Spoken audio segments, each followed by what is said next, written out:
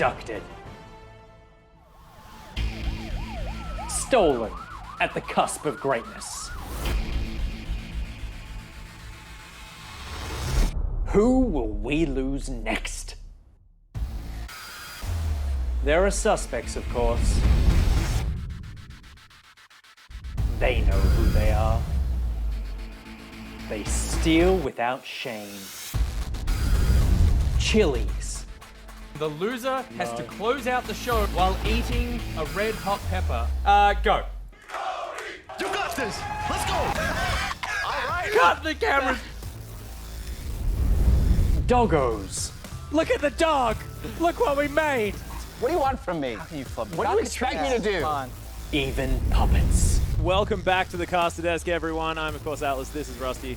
The solo lane. Welcome to Dogs vs. Cats, where the vicious underbelly of pet kind faces off. And whatever else they can get their greedy little hands on. We know there's more gold to plunder.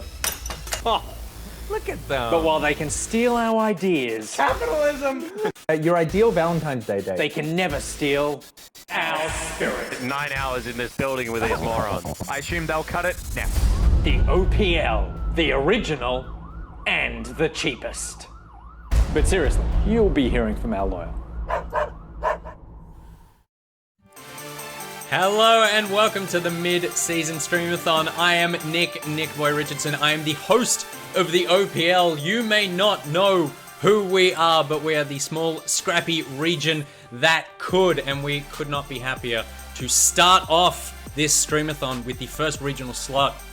A delight to be here, a joy and a delight to be here. I could not be happier to be with my mates, my co-hosts, with me tonight. It is Ejim, Rusty, and Juves. Gentlemen, welcome to the OPL on the international stage, and a big welcome back, particularly to Ejim.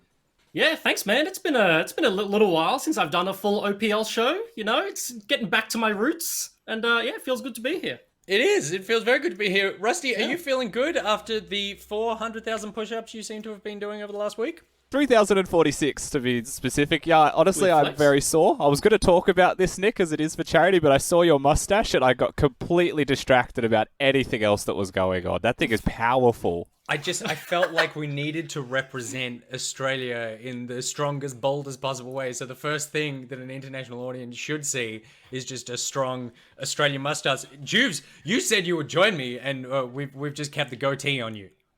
Well, I didn't have time to do this. Yeah, everyone's been doing cool stuff. Rusty, the push-ups, Bryce, you know, doing cool things his way, and I'm just sitting here existing. You just look. That could not be the more juice thing, but it's a very nice rug behind you on the ground. I'm very happy with that. We are looking forward to getting into our content today. Our content is Legacy versus the OPL All Stars. Legacy, of course, winning split one, a dominant performance from them. I think it's fair to say, boys, that they rarely looked like there was going to be any doubt that they would take it out. But they are up against the OPL All Stars. This is a fan-voted team. Rusty, talk us through who the All-Stars are. Yes, so we polled the public on who wanted to play and found the top 10, so 2 for each role. They then played a best of 3 against each other as well that was broadcasted, and we voted again for the winners from that. So the results are on your screen now. Chippies, Parbu, Claire, Rare, and Rogue are going to be taking on Legacy. That's a double round robin as well. They had 2 chances, and they're going up against Legacy. So it better be some good bloody games, you know? There better be some good games because these are the fan favorites. There was absolutely no arguing or debate or any weird controversies. This was who you wanted. You got them. It's on you if they suck. But they won't. They are looking forward to getting into it. For some of these people as well, this is their first chance to play in front of a international audience. I mean, particularly, I believe we're looking at Rare. So this is a big opportunity for him. He could be gone by the time we start Split 2. He could be snatched up by a much better region than us, I guess is what I'm saying.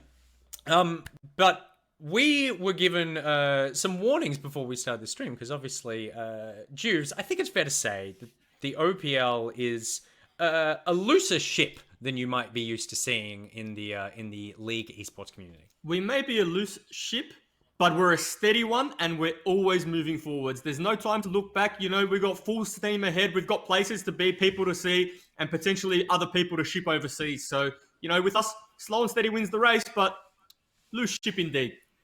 Personally, everyone who's gone overseas from the OPL, I've been happy to see him go. I'm just putting that out there. But Riot Central did give me some do's and don'ts. Just some things to be aware of, because obviously there's some cultural differences between Australia and the rest of the world and that sort of thing. So I just wanted to run through them now. So the first one was, do pretend we all like each other. So none of this, we all secretly pretend to respect Spawn. We all, like, an American audience particularly doesn't get sarcasm, and so they're not going to be happy, EGM, when we start just flaming each other from the top. There's no like directly flaming each other's teams on the couch in an analysis segment of like the games that have just transpired. We're off limits. Very limiting. Yeah, that's a Well, lot of content. I already feel a little different because normally I've taken at least 3 jabs at Nick Boy by now. So, I mean, Nick Boy probably thinks it's Christmas because nothing's come his way yet. I mean, they're real gut punches and It's like below. a terrible Christmas. So Nothing's this coming. Yeah, I was gonna say. yeah, that is a really bad Christmas. I don't know how you do it at your house. Do not throw co-casters under the bus when they prepare your segment for you. This one was submitted by Spawn. He's very salty about something that comes up later. But he's not here to defend himself. But of course, we can't attack him because the first rule cancels out the second. Yeah. Do make sure, Rusty, that all bedroom decorations and privacy screens are both assembled correctly and are the right way up. Can we just double check? I assembled this on camera, and I had to make sure twice. I had to turn it around, actually, because I had it wrong the first time, so thank you for the reminder. To be fair, none of us noticed that time it was upside down for 3/4 of the show, and there were just roots hanging in the middle of air with a flower growing downwards. Someone in chat says, Duke says, why does Nick's mustache look weird? Because I'm a baby boy and I can't grow a full bushy one. This is as good as I could get. It's not going to get any longer.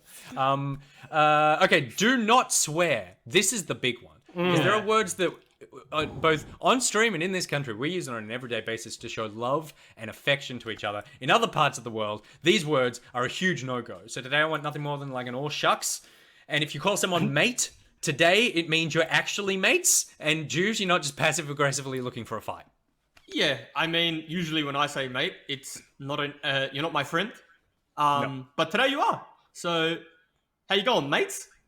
There you go. A reminder to do respect Twitch chat. So in regions other than OCE, Twitch chat is filled with upstanding, respectable people who want to have a good time, not like the OCE Twitch chat who are a bunch of degenerates. So we need to respect the people in the chat right now. I got it in there early. You don't want to insult these people. These are lovely people that we wish were our fans. We wish our fans were taken by other regions and we got some imports. And then a final one here, do not let Juves do, quote, his accents. So I feel like we're off to a good start with that.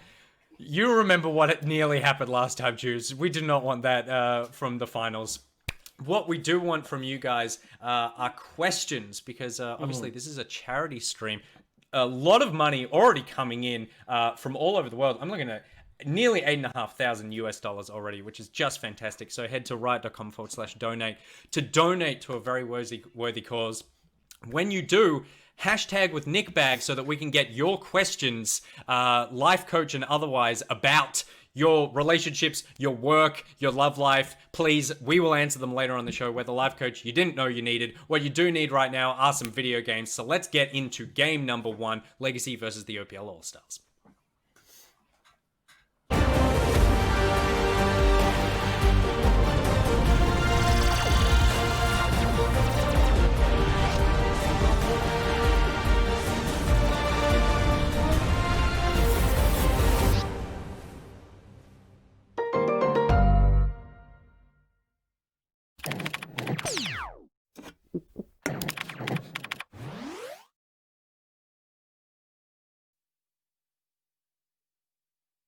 Hello and welcome to the very first game of the day on the stream for the mid-season clashes. It's myself, Skimmy, hanging alongside world-renowned international fandom. Everything that you know and love about this region, it is the man Spawn.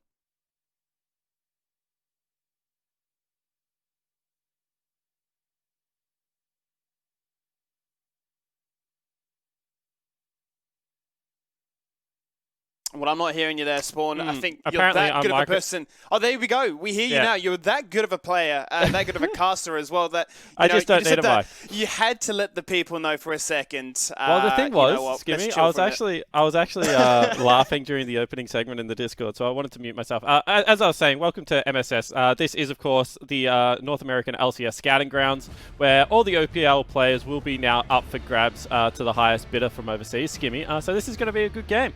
That it is. We definitely seem to be giving the bigger regions a lot of new international credits, and they're definitely doing a fantastic job at that. Flourishing in their very first split, as we see the same story could obviously be made here for Legacy. They come in, they developed hard, and they've come out with a very important victory, the first for their organization, but up against the OPL All-Stars here. It's going to be one that showcases, I would say, a big competitor. You know, we got a lot of esteemed players on this roster here. A new face in Pabu now being a jungler. The guy just likes to keep reinventing the wheel.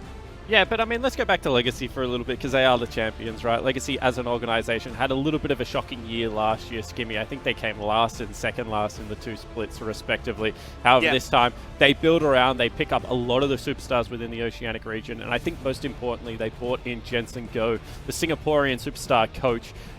And this is a team that plays a very cohesive style. You know, very few superstar individual plays during the games, and just a lot of great teamwork and macro ability. That's very rare in the Oceanic region. Normally we see people like King and FBI popping off in seasons past, you know, throwing someone like Shermfire from the jungle position as well. But this is a much more cohesive team that you're going to see against Legacy. On the flip side of Summoner's Rift, however, the Oceanic All-Stars, obviously they've never played a game together. So what do I expect out of them? Probably a lot more of what we see in the OPL. A lot more kill-heavy style, a lot more individual flair and talent. I'm especially looking forward to seeing Claire, because last time we saw him play on an inter-regional stage, he actually won us Rift Rivals pretty much single-handedly, actually on the team of Legacy back then. So this is going to be a very exciting matchup. It's definitely going to be one that showcases a fair bit of flair. I'd imagine it's a big occasion, really, for the OPL All-Stars here to see if they can bring to this match a case of 5 individual amazing members to sort of really bring it to Legacy. For the most part, that went unchallenged. I mean, we had the very first OPL Classico that showcased, I believe, 60 to 70 kills. It was an all-out bloodbath. And then from that point onwards, Legacy kind of just brought it together and said, all right, first, second, and third. There's a massive gap between these in the standings. Now we're taking victories in, you know what, sub 25 minutes. So I feel like for us here, this should really be a showcasing of, you know, do Legacy keep up that momentum, and will the All-Stars look to sort of like, you know, buy themselves out of their contracts and say, hey, this is our new roster for Split 2. Yeah, I mean, I certainly hope not, because then I'm looking for a new 80 carry, mate. But at the same time, you know, nearly halfway through this draft, we can already see a very different Legacy style coming out. Babbitt, much more known for his utility role in the jungle, going to be taking Graves. And Raze and Isles, who played a very aggressive style in that OPL Grand Final, are going to fall back on a little bit more passive team fighters in the Ezreal as well as the Yuumi. So nothing strange like a Bard coming out this time around, Skimmy. At the same time, you mentioned it, Pabu, the man that slayed Faker, Rookie, and a whole bunch of other people at the All-Stars event, is actually role swapped now to the jungle position, and he's going to be playing Ivan, a champion that I haven't personally seen all that much in competitive play. Obviously seen him running around a little bit in solo queue, thanks to a notorious streamer over in North America, but we'll see whether Pabu can make this one work. Yeah, it's going to be our first real glimpse since he's now swapped from Gravitas and Split 1, now into Pentanet.gg, acting as their new jungler. Going to be really our first glimpse of him on the stage to sort of get a taste of what to expect come Split 2. I'm very much looking forward to that. The cohesiveness, the ability to sort of showcase what he can do. From what I've seen in his solo queue performances, it's been a delight to watch. So I'm expecting big things here coming into this one. But to touch back briefly on what you mentioned there with Legacy, yet Tapoon, one that we can always expect wild things from, one that you've been very vocal on in terms of very hard to try and outban, outdraft. He's just going to basically play anything from Bruisers, Assassins to Enchanters. But Babbitt there, we've seen so many times he's looked to try and go for the likes of an Olaf, a Sejuani, sometimes an Italy. This time going to get some big flair with arguably the best blind pick jungler in the Graves. Yeah, absolutely. And I think that Babbitt now has a responsibility of the early game on his shoulders. touching a little bit on what you were saying about Top Boon, as Tally is a top laner that's role swapped to mid lane, this is a very big shared champion pool between himself and Top Boon. They also play very strange champions. They're very happy with Soraka in both solo lanes, for example, whereas a lot of other OPL teams wouldn't be happy with that. So I kind of think that this is a good choice from the OPL All-Stars. You know, target ban the bottom lane, get rid of, you know, the super tank that can be flexed into both roles, but there's really not all that much point throwing bans at the legacy solo lanes. They do shrug them off very easily. But you know what's interesting here, Spawn, is they've almost adopted the Direwolves mentality here of always leaving chippies to the last pick so we can get that counter, so we can always have the more favorable draft matchup. I was always, I was a little bit curious coming into this one what kind of idea, kind of style they would go for here. It looks like that is going to be the case. For Legacy, they have adopted what has been really a staple for Tally since coming into this roster. Pick him something that can match, pick him something that has global influence. He is a big connoisseur of the Galio. Twisted Fate he showcased as well. And it seems to be much of the, I can definitely rely on my individual laners. If I can influence by jumping into the fray, we can try and, you know, outplay them on a macro sort of forefront. Okay, so he's going to have to outplay on the macro forefront because he's played Twisted Fate once in the OPL. And in that game, I think that he went down 130 CS on it. It was big.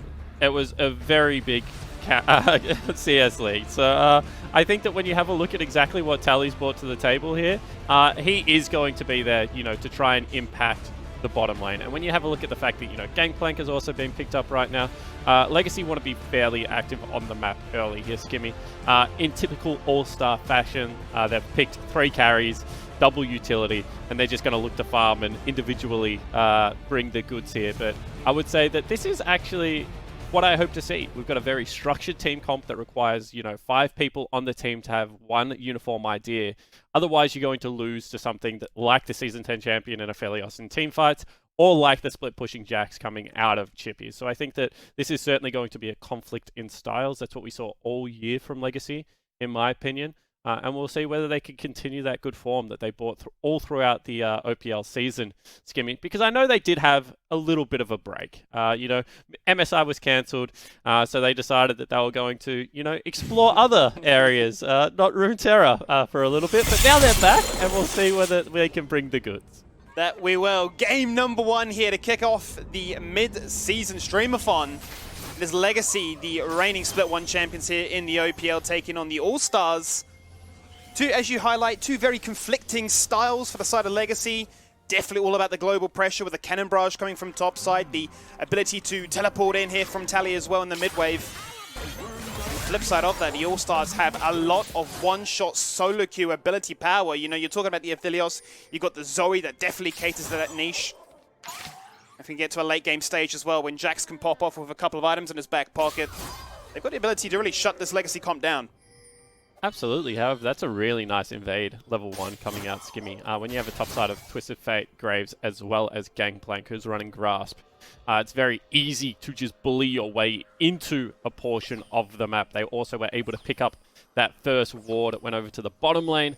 A little bit of shared experience there as well. So, Pabu now needs to be very careful. As Ivan, you hate to be spotted on your first clear because you can get invaded very easily. And it looks like this topside invade is going to happen, Skimmy. Yeah, the vision laid down very early here by Legacy, paying out dividends right now. They got full eyes on not only Claire, but also here on Pabu, whether or not they look to try and dissuade him going for that initial camp clear. The sweeper comes out, he's going to spot one by his Raptors, but Babip is hanging around here, looking for that denial, that steal. Very cheeky from Babip, because he lets him actually sprout up the camp there. Obviously, Ivan, very strange clear, right? He's going to actually make friends with everyone in the forest as opposed to slaughtering them. So Babip going to take that one right out from underneath his nose, and he's actually going to move onto the Raptor camp as well. So I think, like, genuinely, early game, pretty much already in the books here, Skimmy. This is not what you want to see if you are an OPL All-Stars fan, because the 2 prior prep camps have just been taken already. And he now has 1 camp to Babip's, like, what, 6 available? That's a disaster. He's going to have his heart falling out right now as he returns back to that Raptors camp, spots it's gone, pings towards his red buff as well and goes, I'm not even going to face check that one. see as a foregone conclusion. It's not to be the case. Level 2 comes out here in the bot. Joy, that's the flash forward with the Flay. Now into an exhaust and a death sentence to try and lock in place this Ezreal. The detached Yuumi gets brought down to half, but they can now regather their pace. Okay, so 3 summoner spells for 2. However, some good pressure early from the bottom lane of the OCE All-Stars. I feel like you have to go for something like that, Skimmy. You cannot allow the Yuumi to start playing the war of attrition and poking you out in the bottom lane. Also ensures that Pabu can look for a little bit of a cheeky invade here. If he didn't have any priority in that bottom lane, this invade is a little bit more risky. Obviously, early game, Jax is going to have a little bit of a nightmare against Gangplank. Despite Gangplank scaling really well, you know, first 5 levels of the game, he actually is a fairly oppressive laner to play against in certain matchups. So I think that right now, OPL All-Stars were looking just for an avenue to play through and decided that flashing on the Ezreal's head was the way to go. Didn't really net them all that much. It still looks like Babip is very far ahead of the Ivan. We'll see what can happen from here. You don't mind it too much. You really want to try and shut down the Ezreal Yuumi. Yuumi obviously one of the best enchanters in the game, one that scales so incredibly well as the game goes on. The ability to find a friend and buff them up with an adaptive force is always one that you cannot forget. As Chippies now looks for that trade with a Counter-Strike online, leaping on in to try and find something to dissuade Tapoon from keeping this wave up against his tower. And Chippies is now in trouble, right? Because he can get dove off this next wave. He's going to have a big building wave. He knows that his jungler isn't on his side of the map. Graves can be there, so he's going to have to burn the teleport to get back. I think that across the board right now, Legacy just kind of exerting individual dominance of their lane opponents. Chippies teleports back in, but he's 18 CS down, Skimmy. That is ugly.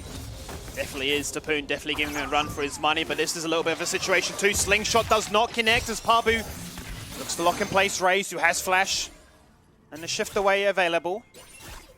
You can see that they were sniffing for trouble bottom side. Looking to try and bait out some more summoners.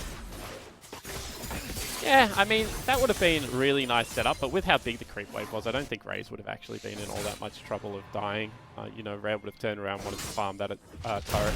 Might have been able to guarantee a little bit more of a freeze for an area for them to be able to play through, but I think right now, if you're Pabu, let's hold the thought, Chippy's not going to get much done. If you're Pabu, you really need to start playing through this mid lane. TF, you know, he's running the Omnistone build. Probably, I mean, he might not look for the hybrid, might look just for the slow, but I feel like, you know, top lane already a little bit doomed. Looking for the gank though. Well, that they are. Both top laners do not have their teleport online right now. Counter-Strike comes out, but both flash to make sure this one does land. Chippy's looking for the execute. Slingshot will not connect just yet. Now hiding between himself and a minion wave. Tapoon looking for that one grass proc, which actually may keep him alive before Pabu goes in for the dive. That's going to be a 1-for-1 trade. Okay, so technically, Skimmy, that is a 1-for-1 trade, right? But when you have a look at what they actually just used there, they use double flash, teleport advantage. Actually, okay, hold the thought. Well, Tapoon's respawned. He's got himself a cannon barrage as Babbitt comes up to this lane. Chippies concedes defeat. Leaping away will not save him just there. And that was really nice of Chippies to actually give the kill over to the other enemy top laner by jumping back into the cannon barrage. I'm not sure I would have gone for that tactic. The dream situation there. Raze with some fancy feet to make sure he doesn't fall victim to the fresh. And what I was going to say, Skimmy, is hold the thought. Another gank coming in. Preemptive flash to get away as they turn their attention towards this Yuumi punish. The barrier will not be enough to save him there. He's going to fall on down. Repeated ganks in this bot lane. Shut down the Ezreal Yuumi as early as possible. And Pabu right now finding influence across the map. Yeah, and people are learning why FBI in Rogue's bottom lane when he was playing Thresh was very feared. This time teaming up with Rare 7 and having a really good run of this bottom lane. They'd already done the previous work by burning so many of those summoner spells level 2. And this time around, just able to get there. And Pabu now chain ganking. He really is. He's got those Moby boots online right now. And stun after stun route lands. He goes for the cleanse. One auto will not be enough. Babbitt rocks up to the situation to equalize the situation in its own damn right. Looking for 2 members at lethal health, but he goes to sleep. And spots 2 members on lethal. Look to run away. That's going to be Twisted Fate jumping on in. He had no health, he just wanted vision. He wanted to allow Graves to go for this final buckshot, which he will find. Claire, lucky to get away alive. Certainly was. However, you have to say the OPL All-Stars have started to turn this game around off some very good ganks coming out of Habu. We said that, you know, maybe not worthwhile on the top side because he had to burn his summoner spell, Chippy's summoner spell, and the wave was a little bit cooked. However, then visits bottom lane. That was a beautiful gank. Mid lane also able to impact the map. He might be down 21 CS at the moment and once again be losing the entirety of his jungle. He's down 2 levels, Skimmy. He's at least making the map interesting. He's doing what he can, as Babip obviously got the early start, denying away all those friends from him. He's gone for the power farm option as opposed to the Moby Boot ganking style. Babip has the intuition that an objective may just be getting started right now. Lane states are in one that are definitely gankable, as Chippy looks for the situation once again. Shield comes out. And they want to now take out this GP, which they will find a very important shutdown. More kills achieved here for the Ivan, try and even up the camp clear differences. And shout out to Claire there, because he actually stopped Tally's teleport from coming into the top side of the map with how long it was taking. Hold the thoughts, Gimme, this might be a kill. Yep, Claire's looking for that one shot. Sleep lands. The paddle starter connect as well. Tally having a rough time right now. A little bit surprised that Claire didn't use his flash there. I think it definitely would have been a kill, just because of, you know, the interaction and damage that comes off Yumi's W. Tally didn't have any summoner spells. Instead, he's just going to take the advantageous recall. And the fact that Ivan now gets to pull the aggro of the Rift Herald. And the OPL All-Stars, despite the farm being a disaster in the top lane and the jungle, find themselves with a gold lead, Skim. Yeah, very early on, they've definitely put the pressure up against the reigning champions. And a lot of that comes just to the pressure that Pabu's been able to influence and disperse around this map. It's been a source of inspiration for then all these laners themselves to get aggressive, to get kills, and to find themselves now with nice little gold leads. And, you know, you have 2 turret plates falling in the bottom lane, and Rift Herald being available for this Ivan. He's one of the best bottom lane tri-laners. If he just walks in, you know, places down that brush, it's going to guarantee shove. And they could look to Herald bottom lane turret. There is a window right now where TF is trying to get busy on the map, trying to scout out anything bottom river. But with how well Claire has been doing in this mid lane, and the fact that this bottom lane does seem to be able to push into the Ezreal Yuumi, who isn't known to be the best laning duo, looks like it's some advantages. It's going to start falling. First turret on the bottom side of Summoner's Rift on Aphelios would really cement the OPL All-Stars mid game here. Lane gank looking to be made here, as Babip has an idea that the next objective would be towards that dragon, with the Herald being taken away from him moments before. As you can see, it is in Ivan's back pocket here. And I wonder if they go for a gank or whether they're just happy to drop the Herald. It looks like it is just going to be a Herald drop skimming. This is exactly what I expected. Flash, actually. That's the flash in. The box secures it. There is nothing that Raze can do to deter himself out of this situation, but the cannon barrage is absolutely huge and turns the tide of that fight so incredibly quick. They just wanted to crash that wave in, secure the first tower. But Tapoon says that is not the story here today. And this is the thing, Skimmy, is sometimes it's too much of a good thing. Sometimes, you know, you eat a little bit of chocolate cake, and then before you know it, you feel a little bit sick in the stomach. And that's what that was. They should have been able to pick up first turret there. And now, oh. That's the all-in from Tapoon. True shot barrage connects. The collaboration here of triple globals really proving to be the turning point for Legacy now. And it's just, you know, a little bit of greed. It looked like the OPL All-Stars should have been able to pick up first turret. I don't think anyone got those plates apart from the Ivan, and that's why he's so far ahead now. Picks himself up that Ardent Sensor. Meanwhile, on the top side of the map as well, they lose a little bit of control, and they should have just let this crash. This would have really been bottom turret, guaranteed going down. Instead, they go for it. As you mentioned, you know, double globals are available. That's just so much damage coming out of Babip, despite the fact that Habu has been very active on Summoner's Rift. He is 50 CS down, and this is, you know, already a red smite warrior coming out of Graves, who is level 9. He's equal level with the solo laners on Summoner's Rift right now. So I think that you have to definitely account for where the Graves is, and a little bit of a misplay. We know how the script writes out here, Spawn, when a jungler is this accelerated, not to mention Gangplank rocking back to this lane now with Tabbies and a Trinity Force just to make Chippy's life that much harder. The gold lead is insane in his favor. 2,000 to his name. He is literally carrying the advantage that Legacy have as an overall team in this game.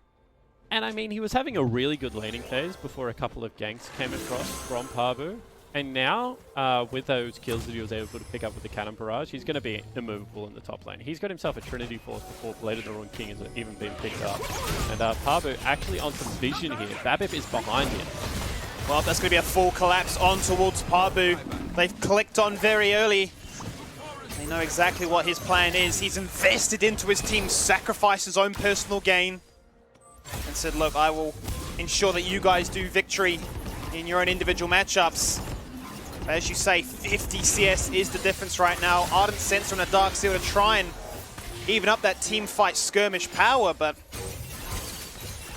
Legacy definitely showcasing that despite this tower falling on down, they are still the one in the damn lead here. As once again the attention turns towards topside. Tapun now going for that 2v1, gets one first of all. Okay, Cannon Barrage comes on down. That's going to be a flash forward from Chippies to ensure he finds at least some kind of reward. A shutdown, all importantly, the leap to get out. Babip connects and he splashes him forwards with that water cannon.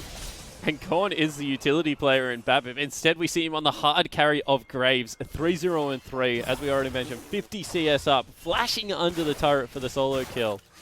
And Legacy, once again, despite the gold being relatively even, Skimmy, because the OPL All-Stars did pick up that turret, their top side of Summoner's Rift right now just looks the good. Tally exactly where he wants to be. He doesn't really care about his own individual numbers. We've mentioned this. He is more of that team player, wants to be active on Summoner's Rift. But Topun and Babip with such large leads over their counterparts.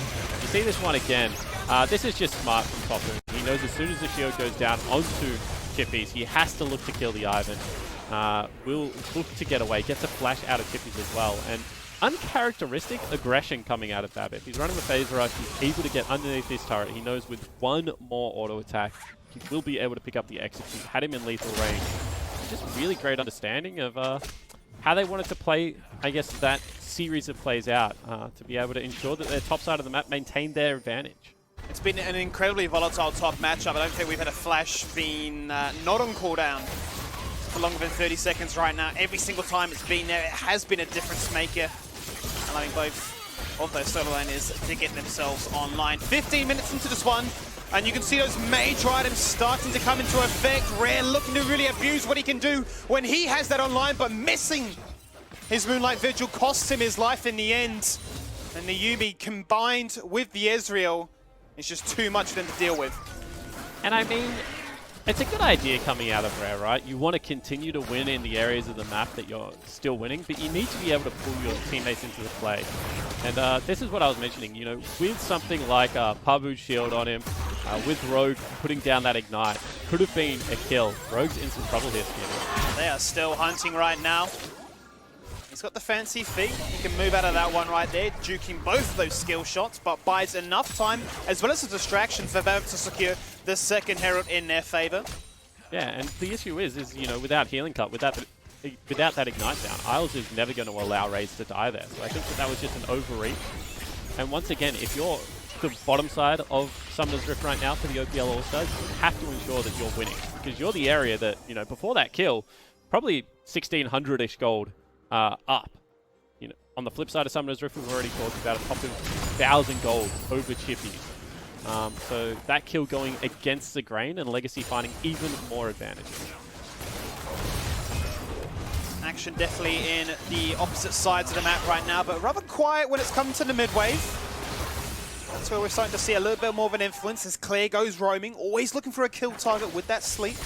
Trouble Bubble could be a big key factor here for ensuring that the rest of the OPL All-Stars can connect and delete to instantly make a situation a 4v5. And I'm interested to see how they play for this Dragon, right, Skimmy? It is going to be a solo Ocean. Claire, I don't think not all that phased. Whether they actually go for the fight here for the OPL All-Stars or whether they just recall Chippies and try and get him into the top side of Summoner's Rift. I really don't think that there's a way you can fight against this game plank right now, especially with level 11 ultimate up and available, although a hook will help. Well, they are looking for the pick, just to highlight what we mentioned moments before. Destiny going to come out as Twisted Fate looks to try and even the balance. So much damage coming across here as the Tapoon Cannon Barrage is the first one. Now comes Twisted Fate to get a second. Chippies is taken out, and this man here, Topoon, just continues to get stronger and stronger. 8-3-2 now, Spawn. It's starting to become rather scary. Yeah, I would say that he's past being scary, and he's just now in a position to be able to carry out this game, Skimmy. Because when you have a look at that, everything was right for the OCE All-Stars. They had positioning over the river first, like neutral mid lane wave. You know, not all that many ways for Legacy to be able to get in. It's just because of the ultimates. And Raze, once again, looking for some kills. Always scouting. Moonlight Vigil once again doesn't connect. That's going to pay Rare having to burn his flash to get out of harm's way. Harry the Herald will connect, and that first turret will go down in favor of Legacy mid lane. I'm not one to be overcritical of Order members, Skimmy, as you well know. However, has Rare hit an ultimate yet? He hasn't just yet, but that's not to say he hasn't been looking for them, as we can see how this play all started out. Yeah, so what I was mentioning is, you know, they have river control. Legacy have to face check their vision. They have a good flank coming in from Chippy. With his ultimate available, he thinks that he can take a 5 versus Topoon, but the reality of the situation is, with that Gangplank ultimate and how fair Topoon is, he actually wins both sides of the engage. Drops his ultimate on the area that the OPL All-Stars wants to engage on, and then also wins the flank position as well. Meanwhile, when your jungler can solo out the AD carry, especially if it is an AD carry like a Felios, it probably is boding bad things. And what was a fairly even game a couple of minutes ago, Skimmy, is now going to be a 4,000 gold lead for Legacy. And you can see that it's just through the jungle and the top lane positioning having really stellar performances so far. Yeah, Babip has been playing out of his mind right now. He can go toe-to-toe with this AD carry and tell you that much. 3 levels up. Rare in so much trouble. The final chapter locks one in place. Now they're going for the double. The bot lane of the All-Stars completely deleted. No chance to survive. But I tell you what, Spawn, I'm looking at what this Rift is now. It is a Cloud Rift they are playing for. Cloud Soul points. Given everything Legacy have, this is the absolute dream for them. Yeah, and the changes to Yuumi has kind of pushed her in a different direction. She was this obnoxious poke champion, Skimmy, that you would, you know, play with a tank. Hold the thought for a second. Popper into trouble. Deja vu as they go for the 2v1 once again. True Shot Barrage connects. Tally TP's in. And now the Graves is actually behind them, Skimmy. So this could be an extended chase. Yuumi on his head. Destiny now coming in to get vision so that Graves knows exactly where to go. The smoke screen, no doubt, going to lock them in place. Babip, the first one to get himself on that score sheet now. 5-0-4. The OPL All-Stars crumbling all across the map. And we've got an 80 CS deficit now between these two junglers. And this is kind of what you expect to see, Skimmy, between a team that has played a season together versus a pickup team. Early game, it looked like it was fairly even, you know, plays being made from both sides. However, in this mid-game, when it does become important, you know, that communication, the ability to move around the map as a cohesive unit, you can just see how much better and well-drilled the Legacy lineup is. Great collapse once again coming across from Babip. He knew that once he cleared out topside jungle, he would have access and a numbers mismatch on the bottom side of the map as well, and able to go for a very aggressive cutoff. But what I was going to say, Skimmy, is Yuumi now is in this strange position where she doesn't actually do all that much damage herself. You know, not really that poke champion that you're going to stick on something like a Garen. But when played with hyper carries, it's just obnoxious healing. Because you can't get her off. It's not like a Soraka where you can say, okay, we just have to kill the Soraka. Yuumi is going to sit inside the hyper carries, right? So the reality is you just have to build healing cards, otherwise it's not going to work. And if there's one thing that is noticeably absent on the OPL All-Stars itemization, it is no one has yet picked themselves up, and Execution is calling. Looks like maybe we'll get a Morello Nomicon out of Claire in about 1,600 gold, but by then I think it's too late. Definitely lagging behind in the item department, but you can't really put it past them given the fact that Legacy are so hyper-accelerated into this game. We've got a fully stacked up Dark Seal on this Yuumi with not only the Ardent Sensor, but the Fiend's Unholy Grail, the core crux, the components necessary for an Enchanter support to reach that pure power point. We've got the Sheen items now coming online with the Iceborne Gauntlet for the Ezreal, the Lichbane as well there. Everything really Sheen related, giving those major power spikes for Legacy as they now look to assert themselves some dominance, not only in the vision control, but by invading and looking to persuade the All-Stars back towards their base. 30 seconds now on that third dragon. And I'll be interested to see how Legacy close out this game, because they do have a really good 1-3-1 comp, right? Tally has his ultimate to be able to join the play, as well as the fact that Topoon can just win the split push and influence the cross. Once again, they're just looking for a fight in the jungle, however. They are indeed, as the Cannon Barrage comes on down. Destiny to reveal them. The Redemption to try and top up Habu, looking to get one shot, but that will not be enough, Spawn. Counter-Strike to duke out a lot of damage. The Lantern to get himself back underneath that bot lane inhibitor. They've done the damage. They've got the lane priority. Now they can look to acquire their second dragon. Yeah, and I mean, that's a little bit even faster than I thought Legacy was going to go for. I think that if you have a look at it, look at Bot Joy skirmish. This time the Moonlight Vigil connects. Raised in a bit of trouble right now. Has to play around his team. Dukes out the death sentence. Absolutely beautiful there. The Yuumi heal comes online. Flash for flash. As the AD carries Duke and Jive to get that kill locked on down. They don't care about no neutral objective. They want to just force those fights all day long. No camp clears. We're looking for that Flame Horizon in the jungle. And I think this is a different kind of Legacy that we're seeing. Because Legacy would normally be setting up that river, you know, playing it a little bit more slowly. And their aggression at the moment is just any time someone enters the side of the map that Isles and Babbitt are together, they're willing to fight. And we'll see whether that is the case again, because Habu is sprinting towards Topoon. You can see immediately Babbitt is willing to turn around and look for any form of engage. Obviously 6-0-5 on this Graves. He is so far ahead. Still even levels with the solo lane. And need to be careful here, Pabu. Babbitt, full level up on both the top lane and the mid lane of their opponents. 4-level discrepancy between himself and Pabu's Ivan. If any crazy shenanigans were to happen around that Baron Pit, smite difference. Major factor here. Claire going to be quite happy in this 1-3-1 setup to continue to farm. Has definitely been doing a stellar job in this department. This is sort of what we expected Tally to fall victim to, falling a little bit behind, but assisting his team in that global department. Still waiting for that moment when the Zoe one-shot comes online. And I don't know whether we're going to see it, just given the itemization, right? Has to go Morel and Omicron for that healing cut. Already pretty far behind the item curve. And I think that, you know, if you have a look at kind of the scoreline there, sure, 30 CS up, but has been a part of 6 less kills on the side of the OPL All-Stars. And we already said that Claire can be that dynamic player, but has just been stuck in a side lane trying to deal with creep waves a lot of the time, Skimmy. Now with another air Drake coming in the next 3 minutes, Legacy just going to look to once again control the jungle, continue to starve this Ivan out.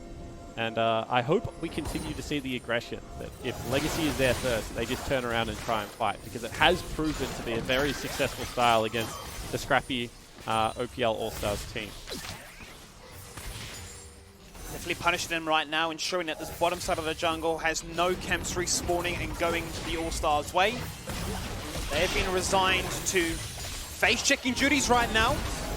Trouble Bubble will connect. The hook lands on a different target. Very early cleanse comes on through. True Shot Barrage connects as Babbitt flashes forward aggressively with a Yuumi on his head. Destiny reveals them all as they chase beyond the vision. No ward necessary. They've got you locked in their sights, flashing forward and connecting, skill shots landing. Legacy now 21 kills to 6. And Claire, despite all his best attempts, will be burning both his summoners just to make sure he is not the final nail on that coffin. And Skimmy, what are you supposed to do against this composition? I mean, after the terrific early game that Babbitt's had, it just feels unkillable with this Yuumi. And every time you look to regain some form of control over your own area of Summoner's Rift, they are just willing to fight and push you back out. This time it's top jungle. It's going to give them access to the Baron. It's going to be an 11,000 gold lead. Make it 12, but only 26 minutes in. And this is exactly what we're talking about. All the OPL All-Stars really wants to do here is secure their topside jungle. They need to be able to have an area to access the Baron pit if it is started. And they're not going to be able to get it. Great zone control coming out. The Destiny going to make sure that you know exactly the terrain you're fighting in, despite not having the best vision in here. And Babbitt is the one true marksman on Summoner's Rift right now, Skimmy. Anytime there is a fight, Babbitt looks like he's going to win it. He's definitely answering a lot of people's frustrations when they go in solo queue up against Nephilios. Rare not having a good time right now, as it's all about the number 8 in this top side of Legacy's draft. 8 kills on both the Gangplank as well as the Graves. The GG combination between the two of them. Baron now has been acquired. Next Drake would put them within touching distance of that soul point. Available in 40 seconds. Rogue, he's had a guts fall. He cannot run anywhere to lay down the law with some vision control. He gets punished and he gets deleted. So Rogue was just looking for a cheeky ward, right? He sees that multiple members are in the bottom side of Hold the Thought. That's disgusting damage, right? There's not even a fight before this. Well, he's double digits now. Turn our attention once again to the 1v2. This time, the Flash Connect will not land. Redemption looking to top them up in place, but I think that laugh says it all really there. Spawn mid inhibitor will fall on down, as is their attention now towards his bot lane. We may now be looking for Legacy to wrap this game up. And Skimmy, this has been a shellacking. 28 minutes in, there's 17 kills up. I wonder if they try and ace them one more time to just go with the clock and the kills. They had fun in the early game, but as it came through mid to late, they decided enough was enough. They wanted to win, and they get this best of 3 series off with a bang. And Skimmy, that was a very one-sided game. I really loved the preparation that Legacy showed. That was a great delayed invade coming across from BABIP. Being able to slow down Ivan's first clear is always super important. And then just the way they play around Topoon. Topoon is one of those players that he's played everything from kind of Janna, Soraka, all the way through to the hard carries. And I think it shows exactly why. I said that he was probably the best player in the league despite not winning MVP. And this game certainly shows that when they play around Topoon, he looks the goods. BABIP definitely gave Pabu an introduction to the jungle role, denying him everything from start to finish and showing what can happen when your jungler can get fed. That does it for game number 1. We're going to jump to a quick break, and when we return, it's game number 2.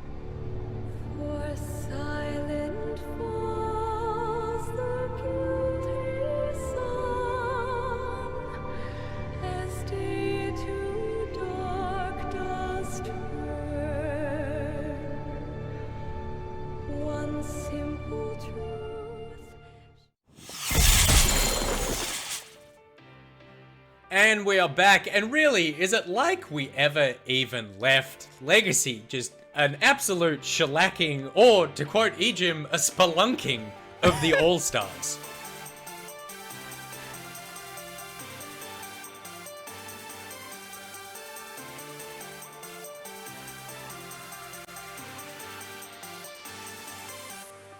I mean, what do you do, Rusty?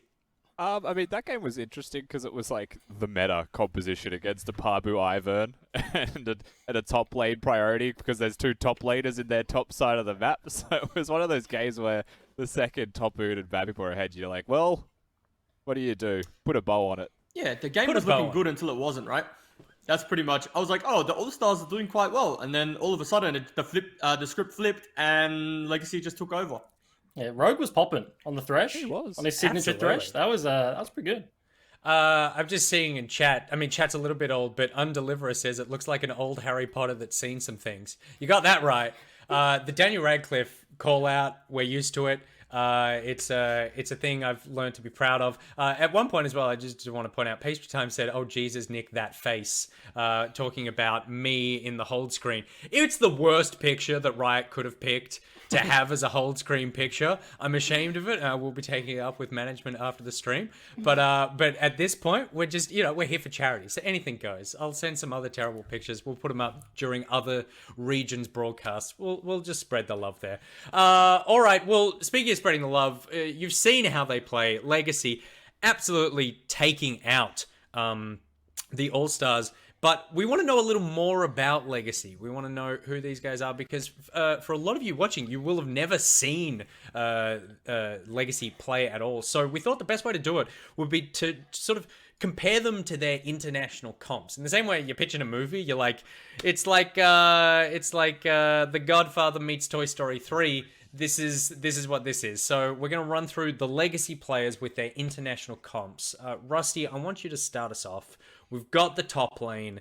We've got Topoon from Legacy. His international comp we've picked is Wonder.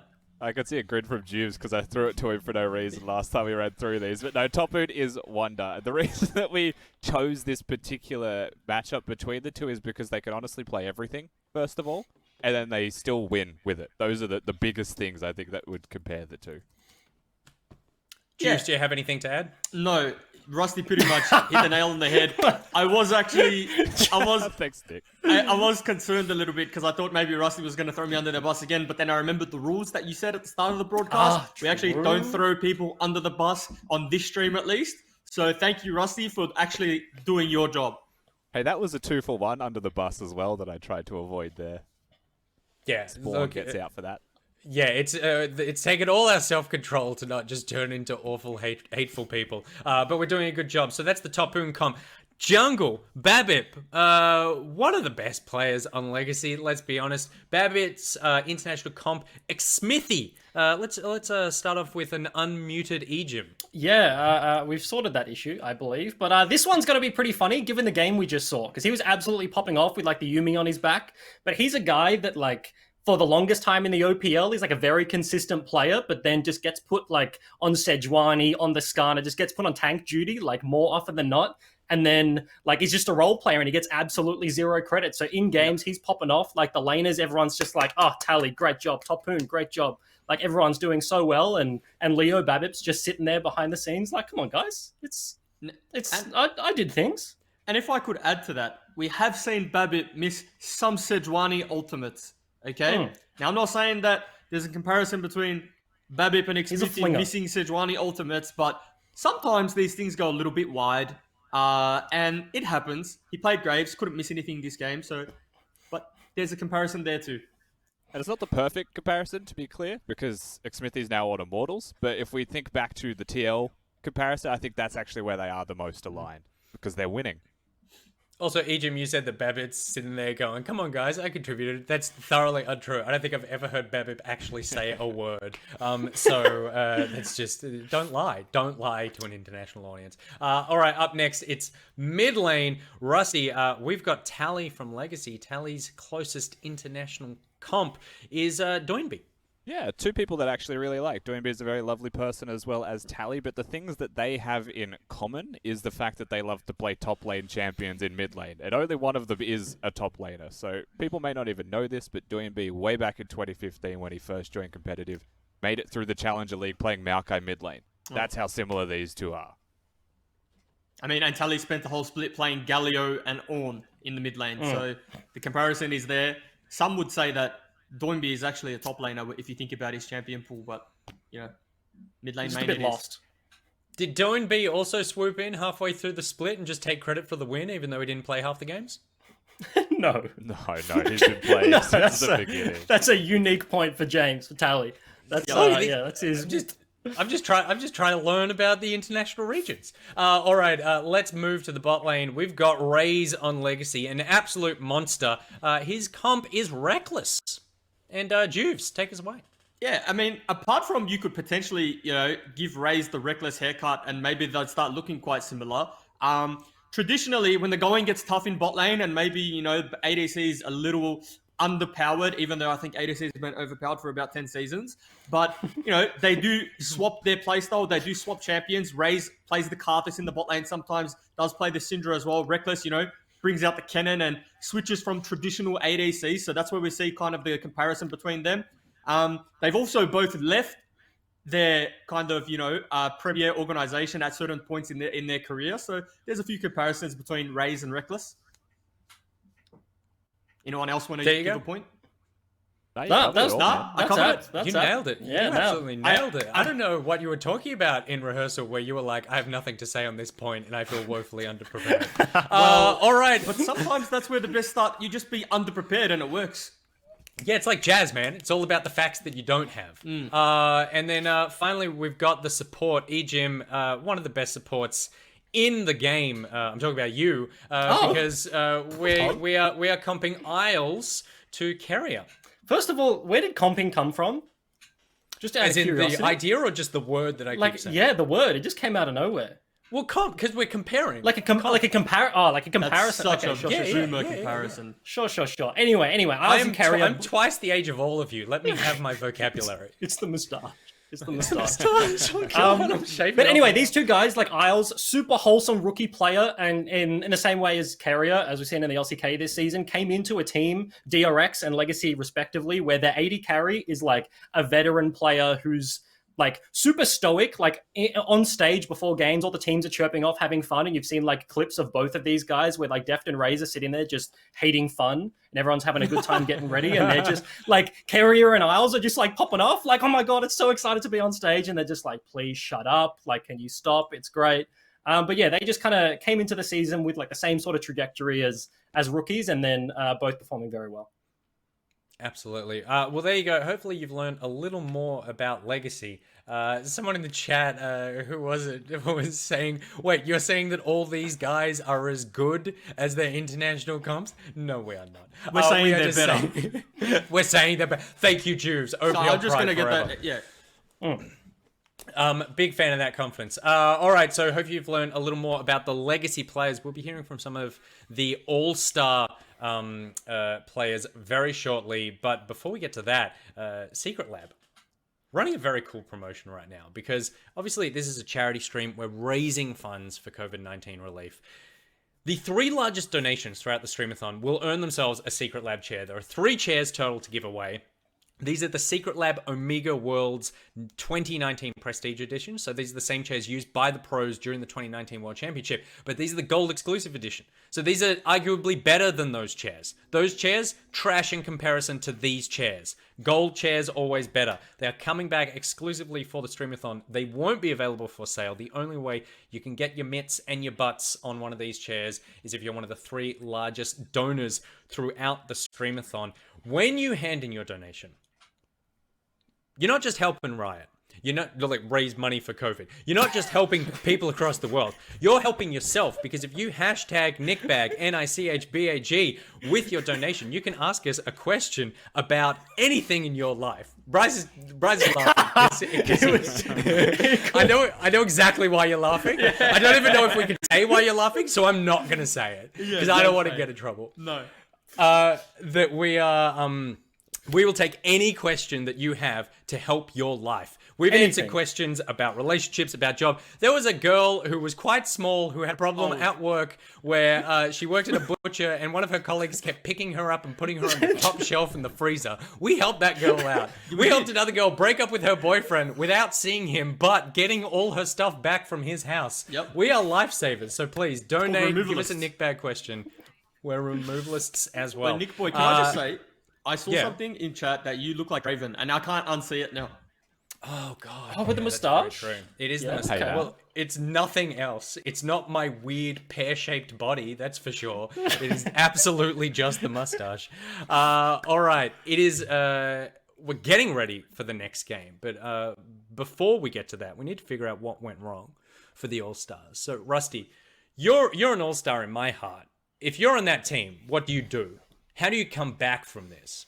Draft things that can actually win is probably the short answer to that one. It's probably a good first step. I don't know. I feel like it was reasonable. They have good champions. Rogue, put him back on the thresh. It was not bad. Pabu maybe needs to not go down 70 million CS. And I will say, on the draft front, Legacy have a coach. The All-Stars, there's a collection of 5 players. There's not a coach in there. So there's a bunch of opinions coming around, and then you get this amalgamation. Yeah, here's the thing though, right? They should, they're not a team. They're versing a team. So if you're not playing Mechanics Max champions and just winning 1v1, you're not winning the game. So that's, I think, what they should be doing. So the advice is you should be winning the game. I mean, they are called the All-Stars. If they lose the next match, we need to change their name. Almost Stars? The once were stars.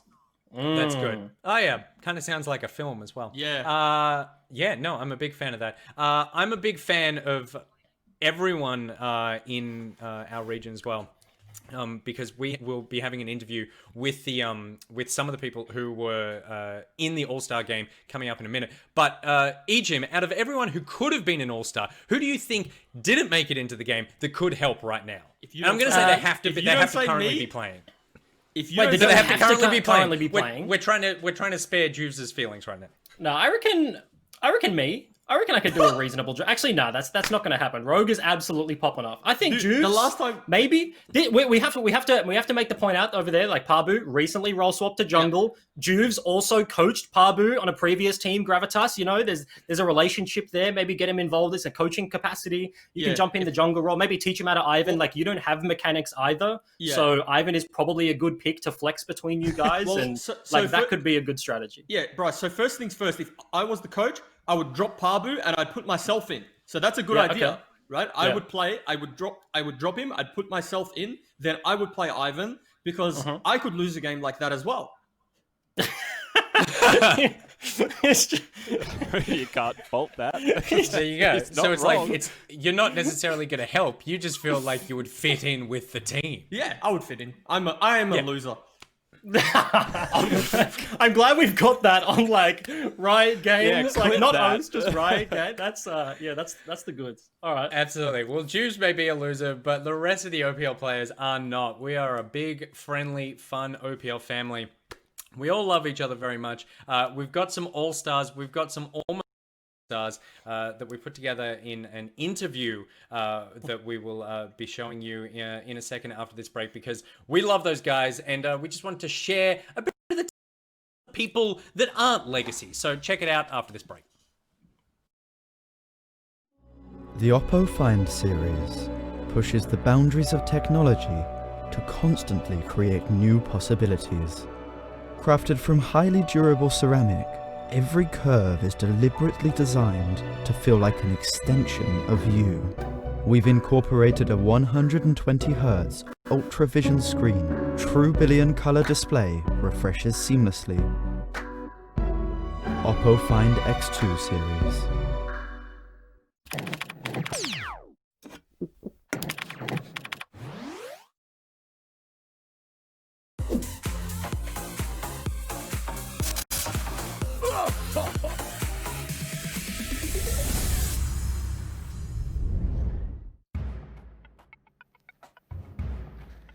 I like it a lot.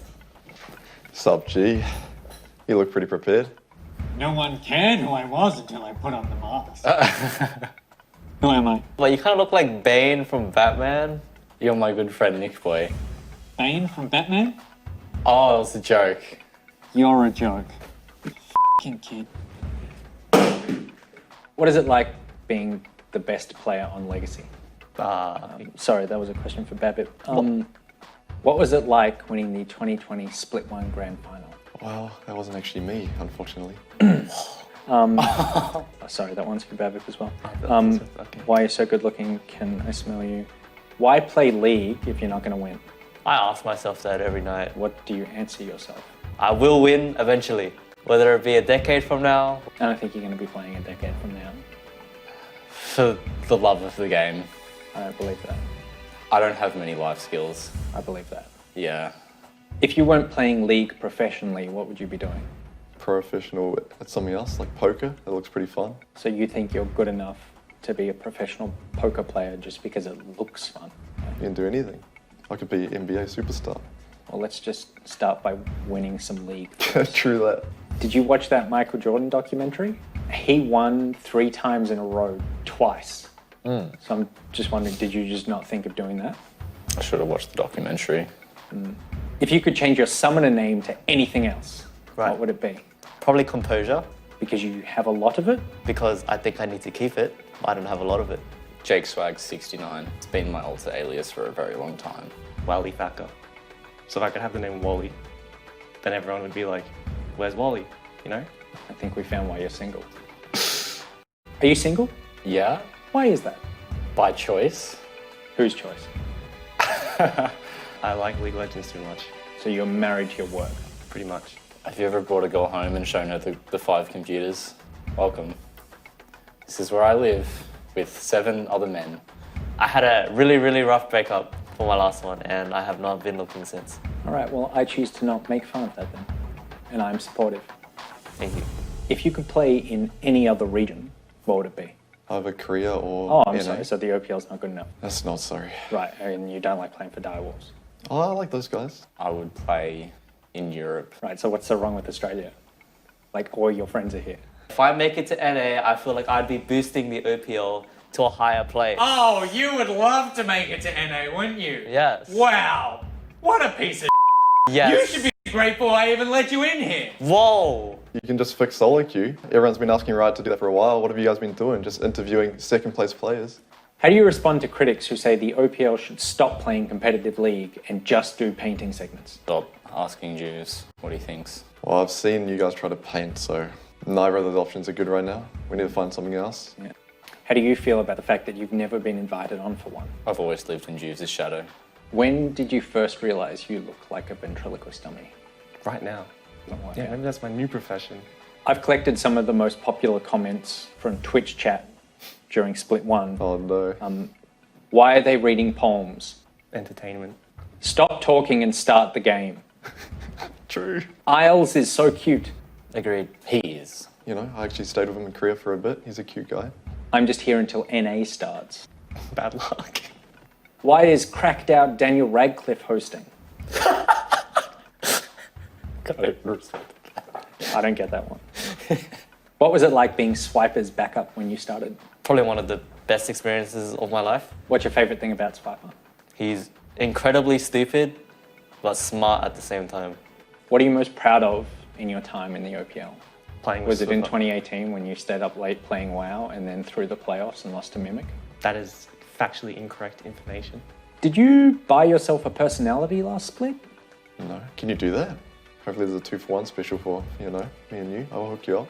Why are you taking this opportunity to humiliate me in front of a global audience? You know, just getting defensive. I didn't like that you called me out, so. Good luck for the Mid-Season Streamathon. Mm-hmm. I look forward to you showing up halfway through Game 2. Thank you. You can go now. Yeah, thanks. I'll see you.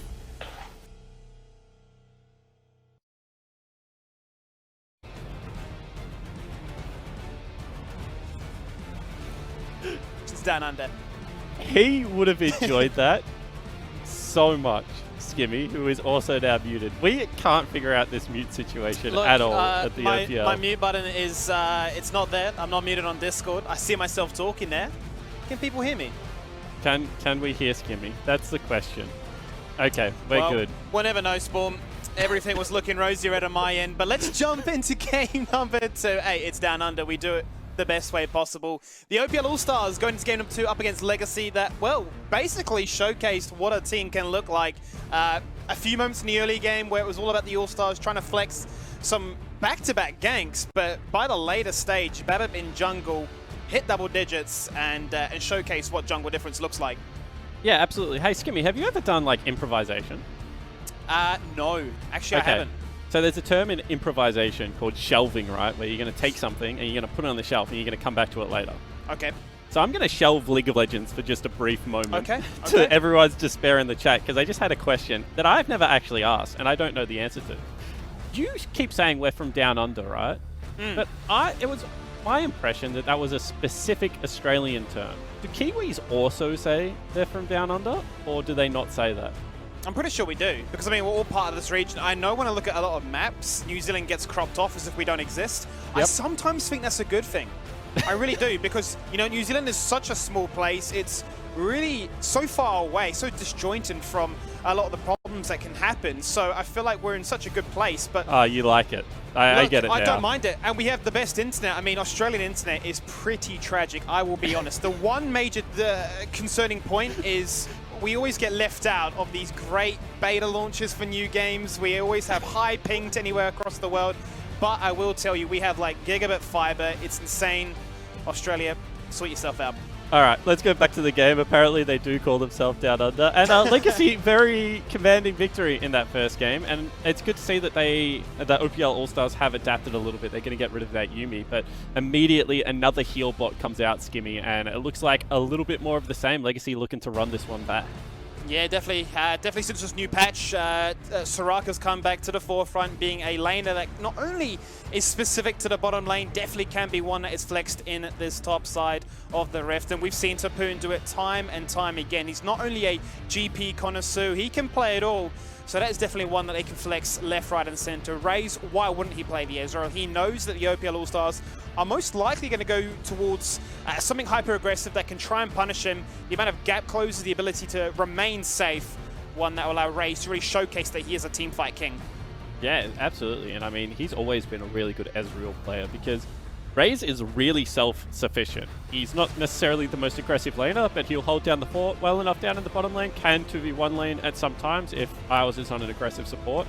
And then throughout the mid game, he's not someone that requires a ton of resources in teamfights to be able to get his job done. And that was really well demonstrated last game, Skimmy.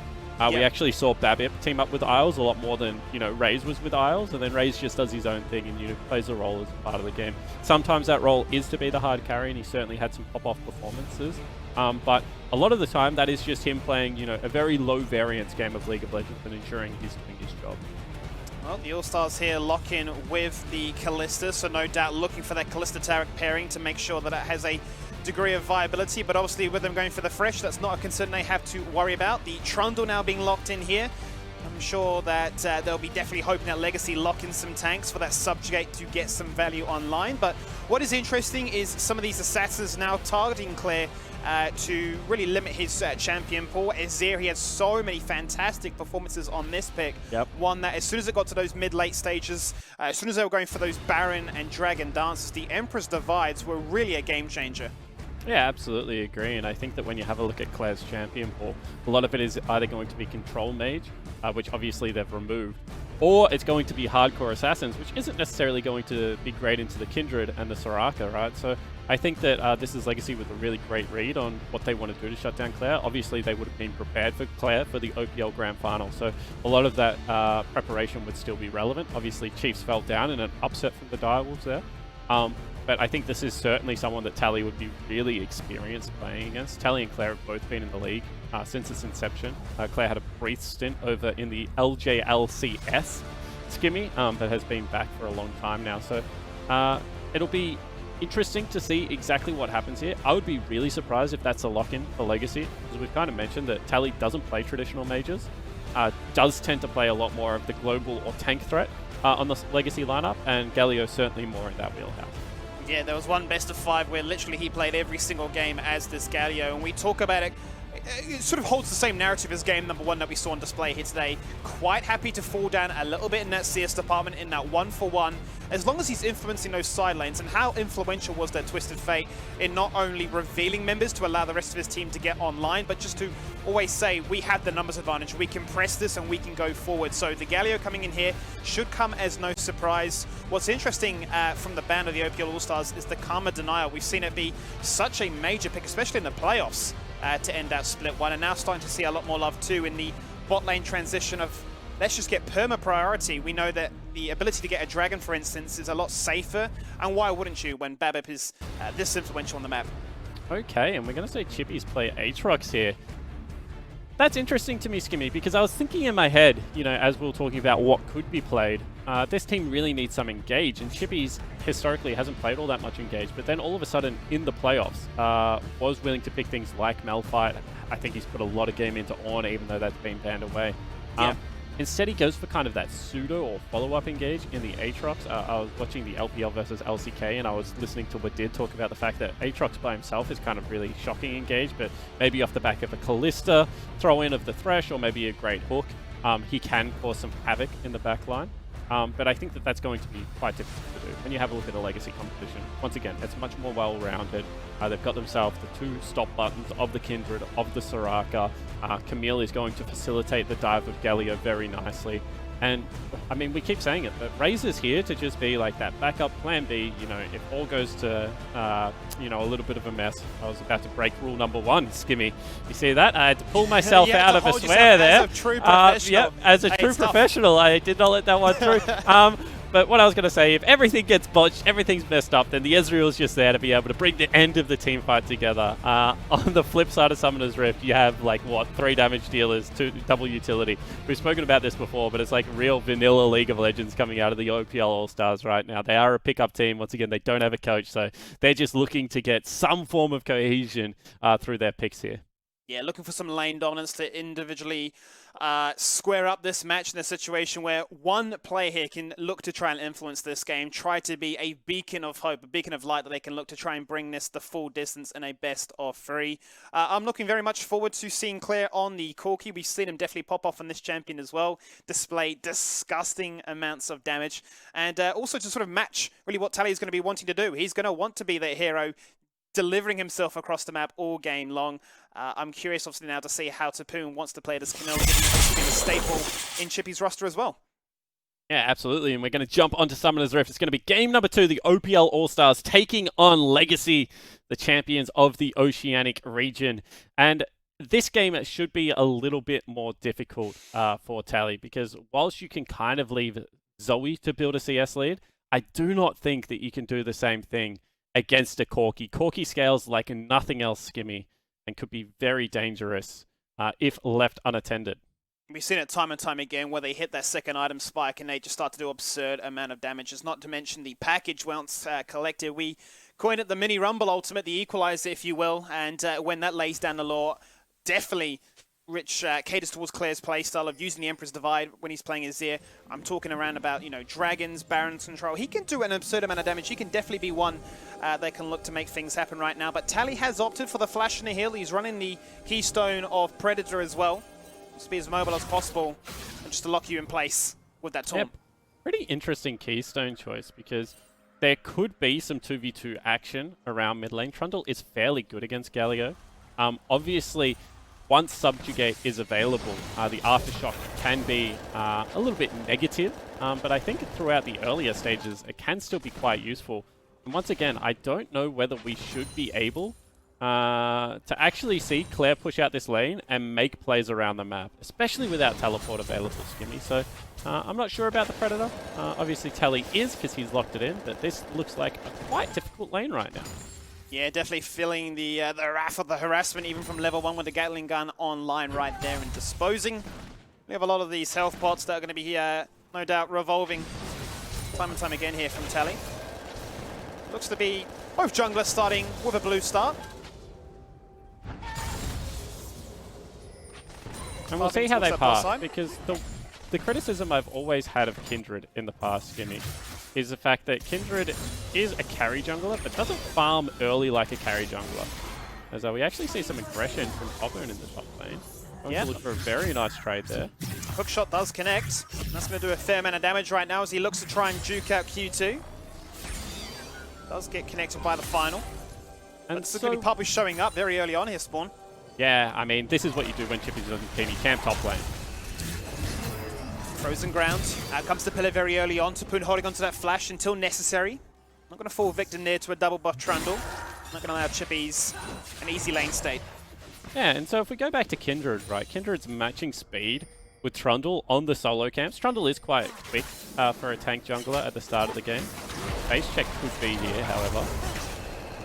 In aggressive right now, looking to try and abuse and bully out Babbitt, who's going to fall victim to having to flash forward towards his own turret as Tally rocks in, and he needs to try and turn the tide of this fight to pick up double buffs of his own. Buff transfer complete. Tally flashing as Rare looks to try and resemble the same. He's 15 health. That would have put Rare in such a great spot to really abuse the sustain that Legacy have in its bottom duo. Very similar sort of narrative to start off this game with, as they look to be very aggressive in the very first 5 minutes. Yeah, they certainly do. If you have a look at what happened on the map right now, Skimmy, it looks like, once again, Rogue and Rare went for that level 2 all-in. Isles had to burn Flash, however. Rogue burnt Flash and the Ignite, as Topmoon looking for potentially a solo kill here. And he is. Chippy's flashes forward to land the root. Pabu now rocking up, this time without any buffs, but the pillar may just be enough. No shield available on this Camille, and may just get run on down as the chomp comes out. And they secure themselves a nice little kill. That's a fed Trundle, Skimmy.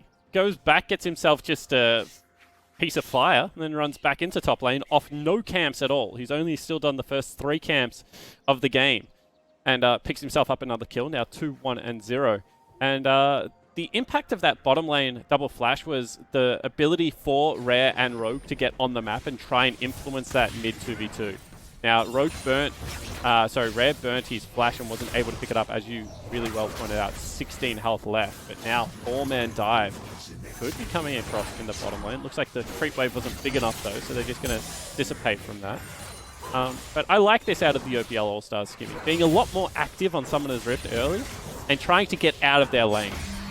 We mentioned one of the ways you can win as a pickup team is by actually, trying to outlane your opponent. But another way you can win is just by making the game a mess and making sure that Legacy can't play this structured game because it's just not, a cohesive style. Not a viable option at this stage, as Chaos is definitely being matched right now. Babbitt goes hunting in the jungle for the second time, and just like before, gets punished. Player a lot more active this time, able to get himself on that score sheet with a kill. Continues to farm away with that coal for the extra income as well. Now, it looks like the All-Stars right now are finding priority all across the map. Definitely looking to try and bully out their opponents. Not going to be dissuaded by the fact they have no summoners in this bot lane. But this is the scary point. Once you commit to that all-in, the turnaround, the counter-engage poke. As they definitely bully and abuse the attempts here by the All-Stars. Yeah, this is definitely the scary point of the lane, when you don't kill them, and then Raze is just full health, and Isles lands 2 Qs, and the laning phase feels very oppressive. Meanwhile, Chippy's under fire here, Skimmy. Yep, showing up to this top lane, where they both do not have their flash available. It's going to be Babbitt looking to try and turn the tide of this fight, but the World Ender comes online, and it ends the world around, as now Claire shows up to this one. He has the ultimate, and he secures the mid lane 1v1 with the flash. Okay, Skimmy. We thought this might be a 2-0, but the OPL All-Stars already cementing themselves a 2,000 gold lead. And that is just a straight-up 1v2 kill picked up for Chippies in the top lane. He is certainly very comfortable in a carry versus carry matchup. Now 23 CS up, has himself that kill as well. Flipping the script on game number 1. We see exactly how this kill went down in the mid lane. Tally probably thinking he's run Aftershock because he goes aggressive and Len just gets bopped. So obviously not the best play there from old Jimmy Shoot. Gets punished there. No ultimate online, and this is a situation that a Corki loves to absolutely see. We talk about them looking to go for the tier, looking to try and get themselves the Infinity Edge, the Trinity Falls, those core crux items to make them an absolute menace. Well, when you're just accelerated before the 10-minute mark. Tally, no. Puts them in such a good position right now. No flashes available if they were to try and chase this one on. We'll use the Blast Cone to disengage himself away, and that will give them all the knowledge they need to now look for an early start on that Dragon. And once again, it's just about guaranteeing the shove in this mid lane, because that should give the Trundle access to both sides of Summoner's Rift.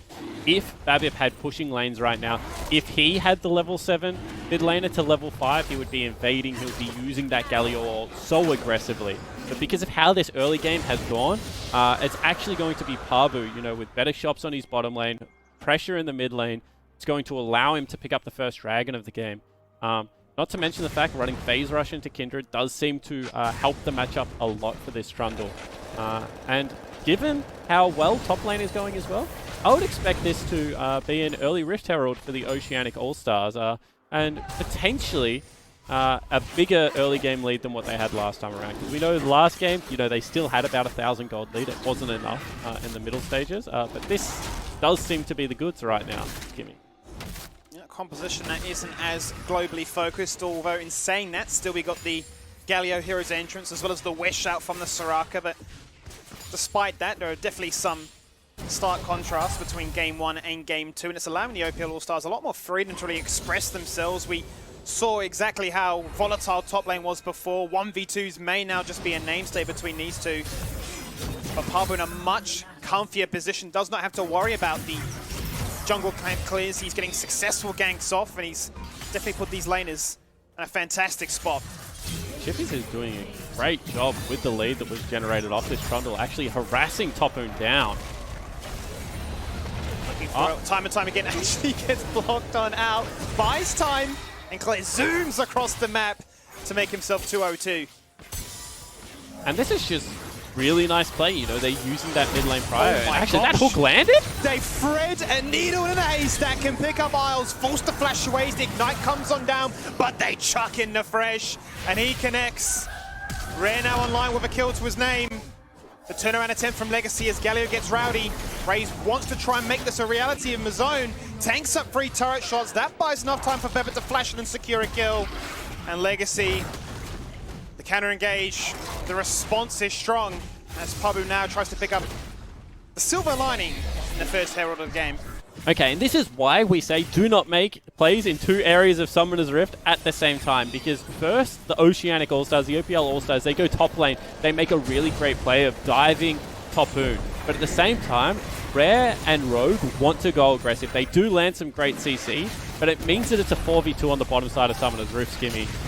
That is the turnaround that Legacy were probably looking for. Sure, mid lane turret gets chunked out. That's the all-in. Chippies wants to commit right now. Hextech Ultimatum gets dispersed as well, so they go for the 1v1. He's got the Executioners online for that trading potential. Teleport coming in here from the All-Stars as Claire wants to try and make this a situation that they can win. Stopwatch buys themselves some time, and the turret shots may just be enough as Claire now is insanely fed. Okay, get dunked. That was such a nice outplay from Chippies. Despite the fact that Soraka's wish was there, he knew that he had to just buy enough time for his mid laner to come across and clean that up. I'm actually surprised that Claire didn't stick around in that top lane, try and take himself some more plates, given they are going to expire soon. However, you can see that the Oceanic All-Stars, the OPL All-Stars, starting to feel themselves right now, Skimmy. Despite being down 15 CS in the bottom lane, everywhere else on the map is looking very comfortable. Rogue definitely warmed up from game number 1 on that Fresh. Landing hooks that I tell you what, I'm still quite unsure how that happens. But regardless, getting themselves a fair bit of success right now. The gold lead continues to build up by 3,000. Next Dragon in 90 seconds as Rogue feels a little bit too comfortable in his position. Goes invading, goes scouting, gets punished for the vision denial. True Shot Barrage will not be the kill secure. Babbitt brings himself back into the game. Now into a positive KDA. And just a little bit of a false sense of security there. As Pillar could ruin Telly's bait. Doesn't look like it's up and available. And what I mean by that is because Pabu was at the Wolf Camp, they felt like they had access to the bottom side river. However, really great job of Babip to avoid any form of detection there and be able to collapse onto Rogue. Rogue's still level 5. He's actually 2 levels down on his support counterpart. All of this roaming out of the bottom lane has meant a big CS lead for Raze, but it's also meant that Rogue has kind of been destroyed in terms of experience as well, Skimmy. So need to be very careful. Despite a promising early game, still looks like avenues for success for this Legacy lineup. So turn our attention to the top side where the narrative is pretty similar in that CS department. He has been bullied. 0-4, down by 50 CS right now, and it doesn't stop there. Pablo rocks up. If it works once, let's see if it works again. Babbitt to try and turn the tide of this fight, make it a 2v2, but he dies before the grand entrance of a Galio can turn and deliver. Ezreal shows himself up here with the teleport to try and utilize Holy some form, moly. some factor, but Chippies is a raid boss, and he deletes He's got anybody that three. comes his way. He slams the ground. He's picking up double kills, finally expires. But this is the Chippies we know. He's definitely putting on a clinic. Chippies is a monster, Skimmy. He guarantees the mid lane turret, bottom lane turret going to also take a beating here. And that was a 4v2 where Pabu just booked it. He said, you know what, mate, I don't play on your team during the regular season. No bad blood here, but I'm out. And Chippies just turns around and dunks the entirety of the Legacy lineup. Definitely got a point to prove here, and why wouldn't you? You're on the international stage right now. He's showcasing what he's about. Why he's a big factor of the Direwolf success in the regular split. And despite Rare 7 being down in CS, seems to be fairly active on the emote game, Skimmy. He might be in some trouble here. That's always been his metagame, hasn't it, though? He's always been one to get in his opponent's head. Be a bit of a prankster. Do you think it gets in people's heads? I'm always torn on this, right? I wonder whether it would annoy me to the fact that it would affect my ability. Let's take another look at this, right? So it looks like a standard 2v2. Chippies is 2 levels up over top own, so it looks like it's going to be a fairly good trade. Turning attention onto Babib, and just too much damage. Didn't expect that, otherwise would have ulted. Tally and Raze come in at the same time, and this is where Pabu just says, you know what, mate, I can't help anymore. I'm out of here. Really great job from Topoon again to dodge out of any damage. But I don't think Raze was expecting kind of his 2 solo laners to get 2v1 and have to come in and clean this up. I think otherwise he would have stuck around in the top side fight and tried to take Chippies down first. But now Chippies, 4-1-2, 50-ish CS up. Topoon 0-5-1, having a completely different performance this time around, Skimmy. And it is the top side of the map for the Oceanic All-Stars that is going well. It really is. Right now you're looking at an incredibly fed Bruiser, Tank, and Marksman that do so much damage come the late game as well. Very tall order right now, really, for the Kindred and the Galio to ensure that their members can stay online for as long as possible. Raze has been in situations like this time and time again, where he has gone for the blue Ezreal option. He has looked to try and control the pace, the tempo of the game, and to try and slow things down in a team fight so we can actually deal out the damage on that rotation. But I don't see a world in which the OPL All-Stars want to really take their foot off that gas. We're up by 6,000 gold right now, and they are threatening top lane inhibitors. What a play. They go for the flash fall with the Flade. The box connects. No Lamb's Respite. But despite all this, Babbitt will now flash forward aggressively, pop his ultimate to try and turn this one. Raze gets involved. The hero's entrance will not knock up anybody except Rogue. But it's too little too late. It expires, as does his health bar. Now a 2-0 achieved in this top lane. Raze maybe in a bit of trouble. Flash forward with the taunt here from Tally. But in desperation from Legacy, as the OPL All-Stars want to delete any chance of competition. Double kills galore. 15 kills to 5. It's a brand new team. This is a slaughter, Skimmy. 15 kills to 5, as you mentioned, but 8,000 gold. Not only are they picking up the kills, they're picking up all of the objectives. We take another look at this. Egypt mentioned it. Rogue's Thresh just looks to be on another level. Flays Topoon off that wall. And then I think this is quite cute from Babib. So he is going to flash in to guarantee Tally and engage with that Lamb's Respite. You can see that this is going to be, a 2 or 3 person knockup. It's actually only 1 on the back end. And as soon as that kind of is whiffed, you have to be calling to get out here. I think that Raze going back forward is a little bit over-aggressive because now Chippies is on your back line. He is tanky enough with that level 2 ultimate to be able to tank the turret for a sufficient amount of time to be able to knock down the remaining members. I like the idea from Legacy, but the execution just was not there. Fighting a 4v5, you have to be pristine in that execution. They whiff it, and it means the OPL All-Stars now very far ahead. They are incredibly far ahead, as now Claire has the Trinity Force online. Really starting to pack a punch. The Blade of the Rune King for the Callista. The itemization from Trundle to buy into his team once again as the Knight's Vow is complete. We've seen that Black Cleaver online for a fair bit of time right now for Chippies, as he'll no doubt be looking for the Death's Dance to continue those free shenanigans. But they are hemorrhaging big time right now. That is the 4th turret to the zilch that Legacy have achieved in this game. So far ahead. And I was really interested to watch this, Gimme, just as an OPL fan, because Pabu came into the Gravitas lineup. We might have to hold the thought because they're collapsing onto Chippies again. 2-level difference, pops the World Ender. Can just speed himself out, go drifting. But that has brought a lot of attention to that top side, which signals both Pabu and Claire to pop down the Heralds. And this is a really nice another Herald tier push, 2. because once again, off a pillar subjugate, they can dive Tally.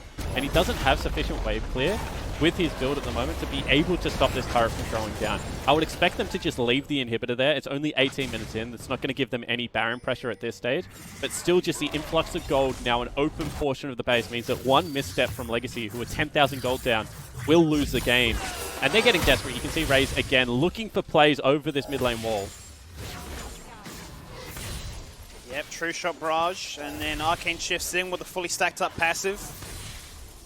But Chippies will just be quite handed to walk away from that one, given that they are now going to put themselves on Soul Point with the 3rd Dragon of this game, as if they needed more damage here, Spawn. It's an Infernal Soul that they are playing for.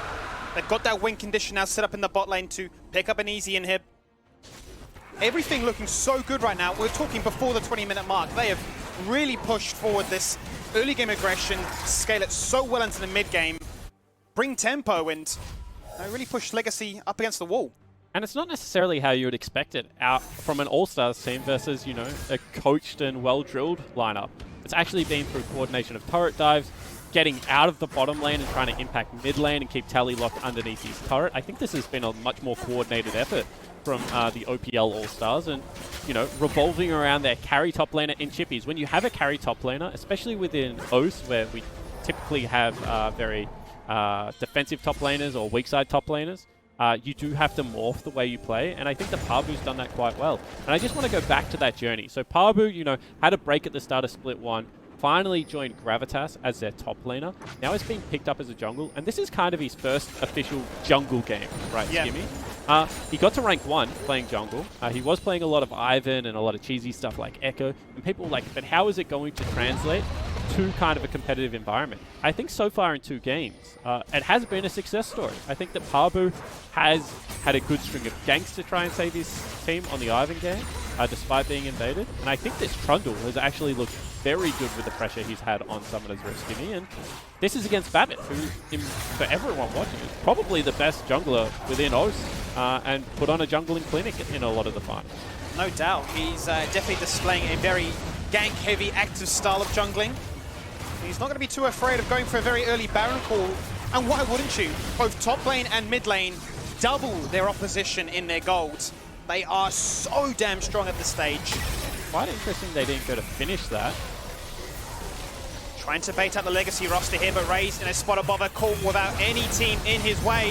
Forced to run left as Chippies goes across the wall and slam dunks onto Free. Locks them in place, slams the spike to buy them some time. Does Tally have the tool? He doesn't just shit, he's waiting for those Soraka heals to come online. The fight is delayed. This could favor Legacy right now. One falls on down, Rogue is the leader. Legacy looking for another kill. Cliff flashing forward aggressively, trying to 1v2 on his own. His health bar is going to expire as the Gatling gun goes down too. He survives! Legacy Raze and Isles do survive at critical mass. Hence they tried to bait the fight. Chippy's trying to do whatever he can in the fog of war. He's going to fall on down as well, and this is what we know Raze for. He is the team fight king, and he gets the job done. And as I said, when everything goes to shit, Skimmy, you just give the ball to Raze and get out of his way. And he hard carries the team fight for the Legacy lineup. That is going to be the Baron. They have erased, you know, 7,000 gold of what was really an 11,000 gold lead. And the Legacy lineup, through one team fight, are right back in this game. How many times have we said this story? As a Legacy fan, you always put faith into this man. Raze never disappoints, no matter what happens. Come the team fight, he always manages to find a way, despite what looked like such a sour start, to pop off. Yeah, and this is why we call him the perfect player. Just consistently putting out damage on the fringe of the fight. His positioning right now is so nice. He has 100% uptime. You can see that Rare still hasn't hit anyone. Rare goes over the wall. And as soon as that happens, I think the team fight becomes very, very difficult because you're fighting it on two fronts and the mobility of Legacy is so much higher. When you have a look at champions like Camille, like the Kindred, like the Ezreal, they're going to be able to transverse this terrain with much more ease, you know, over something like a Trundle. Chippy tries to turn it on the back end. He is still quite fed, but I don't think they really accounted for the terrain in this fight, Jimmy. And dancing on a pink ward is Parbu. Falls down, and now it is only a 5,000 gold lead with so many turrets to take with this Baron. This will be the very first turret of the game to go Legacy's way. To bring it into context, it was 7-0 before that. The OPL All-Stars for the first 20 minutes of this game really ran hard. So hard in the tempo game of really making sure that this would be a very early soul acquisition. The Baron dance, the bait, given how far ahead they were. They decided in the end, we want to try and force that fight. Costing their lives in the end there. Oh my goodness. And how do you even get back into this control? I was going to say, I feel like if you are the OPL All-Stars, you have to contest this Dragon because it's too much of a momentum swing to lose your soul point. Well, I was just going to say, the Baron buff has really inspired this team now. I mean, I think it was the injection of the 6,000 gold, right? All of a sudden you have money to be able to do the things you want in life. And you can see that Raze is actually 1,000 gold over Rare 7. He's direct opponent. Topu could be in trouble. Yeah, Topu in a lot of trouble right now. He's going to buy as much time as possible. Lamb's spike comes in clutch, nails the insurance policy with the Galio too. Trundle this time getting caught out of position. The experience from Babip starting to show. Dragon picked up. Baron is there too, and the gold lead starting to fall through their fingers. Well, it's just the desperation that's coming across from the OPL All-Stars team. You can see that they feel like they must generate a pick. They need something to get the game back into their favor. But every time they go for it, you know, the Soraka heals as well as the ability of Babip to reset the fight just buys enough time for them to be able to swing it back in their favor. Another turret goes down. They go back, they replenish a fresh shop. And you can see that there are still definite areas of strength for the OPL All-Stars. You know, Chippy's still so far ahead. I would take this Corki over this Galio 9 times out of 10. Oh, look at the Corki build, right? It's got every component necessary to be what Corki can do. I mean, he's huge, but the way these teamfights are happening, it really is, once again, just about the little things. You know, they didn't have the healing cut earlier on. There wasn't the ability to be able to get onto Isle and blow him up. Babip hasn't missed an ult after the first 2 ganks, so it's just the small things, you know, the micro checks that are going in Legacy's favor. And now the Baron buff has expired, but that has been probably a plus 8,000 gold Baron buff, I'm going to say, for this Legacy line. Yep, 3 turrets were picked up, not to mention a few kills in their back boot as well. So definitely one that gave them a lot of tempo back in their side of the court. Yeah, let's go back and see what they got, right? They got a clean ace into a Baron, into a pick, so that's 6 kills. They get themselves 3 turrets and a Dragon. I also think they cleaned out most of the bottom side games. So they use that Baron buff really well. And I always say to a team, you got to kind of decide what you're doing with your Baron buff. Is this a game-ending Baron buff where we're grouping mid and we're looking to push down? Or is this a consolidation Baron buff where we actually want to take 3 outer turrets, you know, maybe push for a tier 2 and take away some jungle camps and just get control of the game back? And I think that Legacy identified really early on that this just has to be a consolidating Baron buff. You know, we're still not going to get the game-ending team fight unless they make a big mistake. So instead, you know, let's rotate around. Let's give everything to Raze. Let's ensure that our perfect player has the chance to carry this game. From a value standpoint, they definitely delivered, showcasing what can be done. He's got himself now this new variation of Ezreal, the Death Dance completed himself to complement what is already the Blue Ezreal style of gameplay. He's got double buffs online right now as they now look to try and juke and jive out of mid-prio, but may see a bit of a lull state take place given that there's no major objective up for at least another 60 seconds as the split pressure, really the ping-pong style, gets responded to. And I don't think we can actually afford a lull state here for the OPL All-Stars, Skimmy. I think momentum is a fickle thing. They would actually feel behind right now. They would. In this game. So they're actually using things like Rare 7's ultimates and teleports from Chippies to try and cheat their way back into a winning team fight here. They've got themselves full control of topside jungle. You can see that they want to go for a Baron desperately as soon as this spawns. But Ray's in a lot of trouble right now. That's going to warrant a swag for Rich to come out to top himself up right now. They lock themselves in place with a fresh box, but that's not going to be enough right now. The prison is deleted as Chippy's life expires too. A double kill achieved by Kindred. Babbitt well and truly back into this game despite his shaky early start. But the pressure that comes out of Rez Kalista, so much, but he's going to be one to fall on down here. Stopwatch for that team fight power has to be used to buy himself and his team a get out of jail free cards. They are on the run, but with nowhere to hide. Clear concedes defeat, flashes forward for the 1v1, but Legacy picking them apart one by one, looking for the final acquisition, and that'll be another ace. And they're just too good, Skimmy. It looks again like he's being put out of position. Finally, he's taken a duel that he cannot win. But at the same time, the rest of the team collapsing masterfully around him, despite the flank coming across from the OPL All-Stars. You know, despite how much damage Claire does do in these team fights, the coordination factor is just too much. It's going to be a second Baron buff picked up here for Legacy. They will finally secure themselves a gold lead, and Raze is just massive off the back end of that. Perfect timing as they get a successful ace that then transitions into a second Baron buff. Now it begs the question as to how they wish to use this. With now Dragon spawning, no doubt they are once again looking to contest a potential soul point here for the OPL Stars. The ability for them to come back into this game. We talked about Legacy wanting to try and slow down the pace. Well, they've well and truly done that. And they put the All-Stars in a bit of a source of frustration now, as no doubt we're going to have to see them to go for the perfect setup. And honestly, it just needs to be Rogue hooking this Soraka. I don't think there's any other way they can get into a winning fight position. Claire does have package. I would be interested to see if they look for it here. That damage is absolutely absurd right there. The package comes out, surely it gets Rare out of situation, but that's now a 4v5 essentially with him out of this fight. No health, no chance to influence this gameplay. Tally proto-voting forward to zone off that side of the jungle, but the rest of the team come down sides towards the red buff. They are being choked out of their own side of the map right now. Nowhere to turn or hide. They are forced back to their fountain. And this Baron buff will find infinite value to finish what they started. And that'll do, Skimmy. I think I've seen enough. This composition is so difficult to play against at this stage of the game. You know, you have to deal with not only the Camille Galio dive, but the peel that Soraka as well as this Kindred bring to the Ezreal. It looks so hard to get on top of the valuable members. And I think the Oceanic All-Stars, they're going to throw the Hail Mary. They're going to look for one more team fight when their members are up and available, but it looks so damn hard to win. Well, it will be as the first of two Nexus turrets fall on down. Now a Nexus in their way to try and end this game. This will be the last team fight. This will be the last chance for them to try and bring it to a game number 3, but they are falling victim to so much pressure. One by one they fall. 2 by 2 they go on down to Poon despite going 0-4 in a laning phase. Comes up big with a double kill. Will int into the fountain, but game over is the emote, and game over is the series. That was such a decisive swing.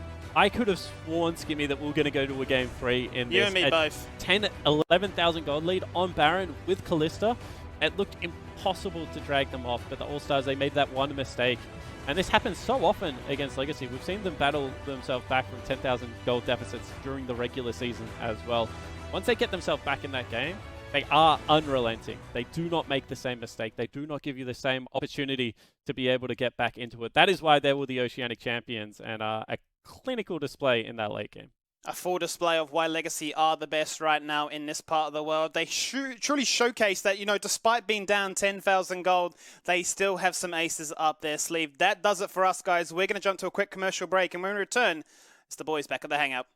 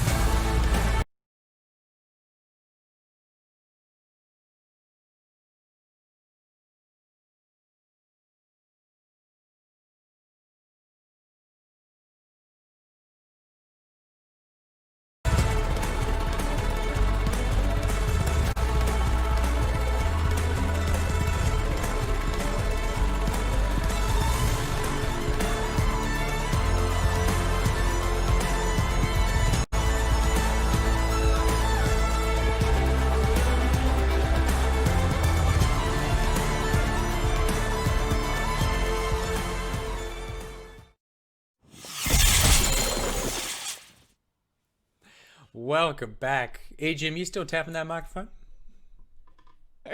There it is. I don't know if the stream could hear it, but we certainly can. Well, there you go. Legacy showing why they won the first split, because even the cream of the rest of the crop couldn't take them down. That's fine, though. The All-Stars obviously used to losing, because otherwise they would have been on Legacy. Rusty, a good showing from Legacy? I feel like 3/4 of that game, we were like, oh no, we're going to a game 3. I mean, that was the type of thing, like, even we said, you know, exactly where the All-Star team needs to win, they were losing, and they were winning on the opposite side of the map, and the opposite happened in this game. So, like, okay, they're poised. There's no way they lose this. They're 8,000 gold ahead at 15 minutes, and then somehow they give over every shutdown possible. They basically get aced, and Legacy, with the comp that they had as well, like, if they're back in the game, they are dangerous. So somehow they brought it back. It was an impressive time. It took me back to the OPL of that thing of like, why are we even playing other teams against Legacy? This split, they're just too good. I did see in the chat, I don't know how to pronounce this, A-Baby, I guess, AI Baby, said they were sad, so now 1 hour break before the next game. That's not how we do it on the OPL, is it, Jews? No. Even when there's 50-minute breaks, we're just going to fill. We can tell you're new around here. When we have a 60-minute break, we tend to jump on beds. We tend to do some push-ups. We tend to get a lot of chat interaction as well. So, you know, this show doesn't stop. Doesn't stop for no one. If you're on the train, you're on the hype train, come on, get on board. It's a free ticket for everyone. General admission. And we're going all stations. I have no idea what he's talking about. What I do know is that we are about to jump into the Nick bag. Please, let's roll those titles.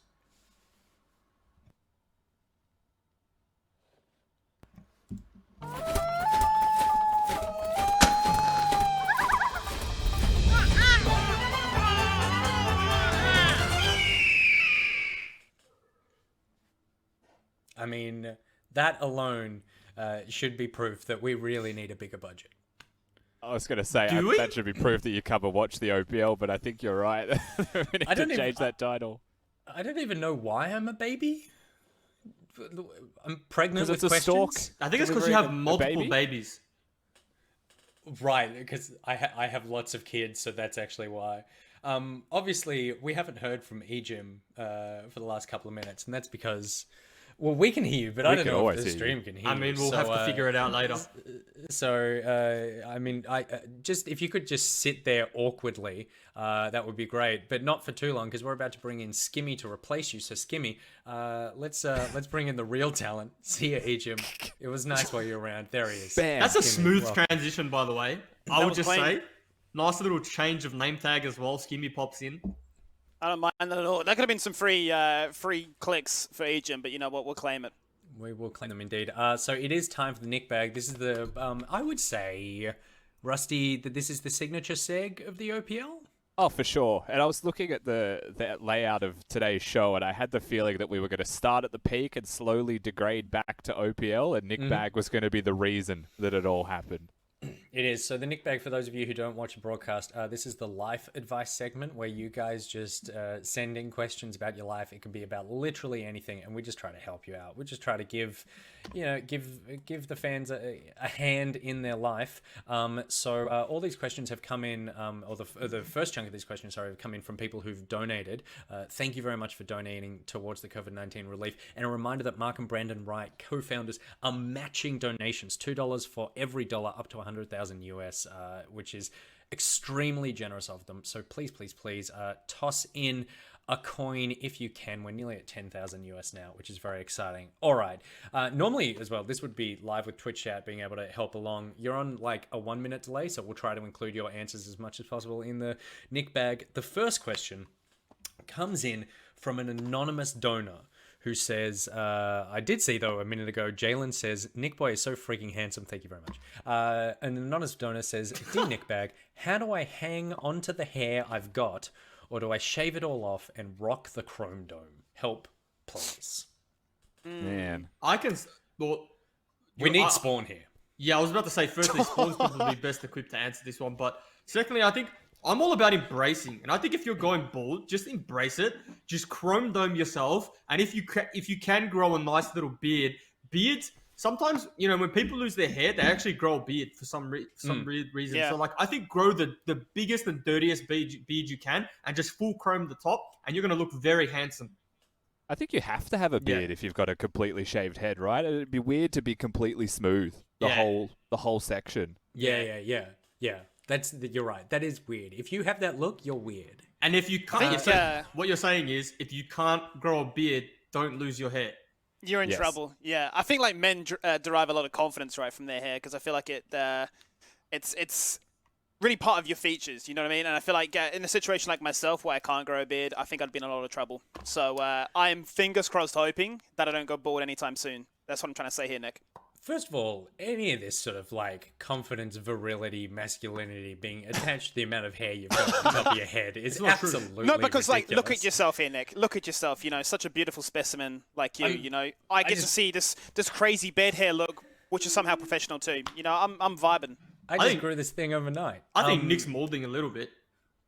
Well, actually, I just have a very high hairline, so I thank you very much to not say that. But what you should do is actually what my dad does, because like everyone in my family's bald. Dad's bald, my grandfather's bald, my other dad's bald, my mum's bald, everyone's bald. So what you should do is, if this is the last chance that you're going to have any hair, you got to use it. Like, don't just shave it now. Before you shave it, put in weird patterns. Like, grow out hair that you never would have had that no one else will have. Like, shave the back of the head, but leave 2 pigtails, permanent pigtails, I feel like is probably, like, something that you're not going to see anywhere else. And you're never going to get a chance to do this again because you're losing your hair. There's the Viking approach to it as well, right? If you're balding from like a high hairline, not from the back, then you could just shave everything except for like a ponytail that starts at the very top. Oh, I'm like digging it. Yeah. Some sort of, you could do like a samurai knot or something up there. Yeah, that's a good choice. Another good choice is bringing back eGym. So, Skimmy, thanks for being it was a pleasure. Screen meet. Really enjoyed our 5-minute hangout, mate. Let's pleasure as always. eGym. I assume we've got him on the line. I'm here. Can you hear me? Well, I mean, I guess you guys can hear me. I mean, we could always hear you. Yeah. Could I just get you to never say screen meet ever again? That'd be really good for me, actually. I'm glad for this 5 minutes I just got tossed out and Skimmy had to be here because that's good. That's great. To be fair, I was talking about Skimmy. You're not screen meet. You're the main event. All right, Thanks, the next question coming in from @InSearchOfTheShoe. How do I meet people in real life? Tinder did not work. I mean, you can't at the moment, really. True. It's a bad time. What tips do we have for meeting people in real life? I actually have a very good one that's worked for me in the past. Just take your dog to a place where there's people. And then people, like, it's the ultimate icebreaker. They ask your dog's name, what breed is it? And then you just follow it up with, oh, maybe we could walk my dog one day. Do you say it like that? That's the worst thing ever. Do you want to walk my dog? As you can see, I've been off the market for a very long time. So my game has diminished. My game has diminished substantially. Oh, okay, that is sounds fantastic. like okay. What it sounds like to me, you guys are all Romeo and Juliet's poetry, knowing how to speak to the. No. Yes. No, I thought you were going to cut me off. So why don't you tell me what you would say then, Mister? I know it all, and I know how to romance and meet people. No, well, I think you're spot on. I think the dog thing is a good tip. If, like me, you don't have a dog, but you do have kids, put one of them on a leash and take them to the park. Because it's basically any cute thing you have in the house, take it outside so that other people can see it. Do your kids have those little backpacks you see in, like, Disneyland, where they're, like, running around and there's just, like, a leash pack, you know? It's like... When I became a parent, I learned to never judge other people's parenting because you just don't know what they're going through. At the same time, those parents are monsters. So that's a hard no on the leash backpack. Yeah, okay. But yeah, you do need to get out there. Any sort of wingman, whether it's a person or a dog, just like maybe set something up weird in the park. Maybe start doing some like busking or art, Rusty. You could do your push-ups from there. That's very impressive to me. I don't know if push-ups, that's a very animalistic option. What I would have said though is sport. obviously the answer right now is don't do it, but sport is a good way to meet people in general. Yeah. It's something that you already have in common.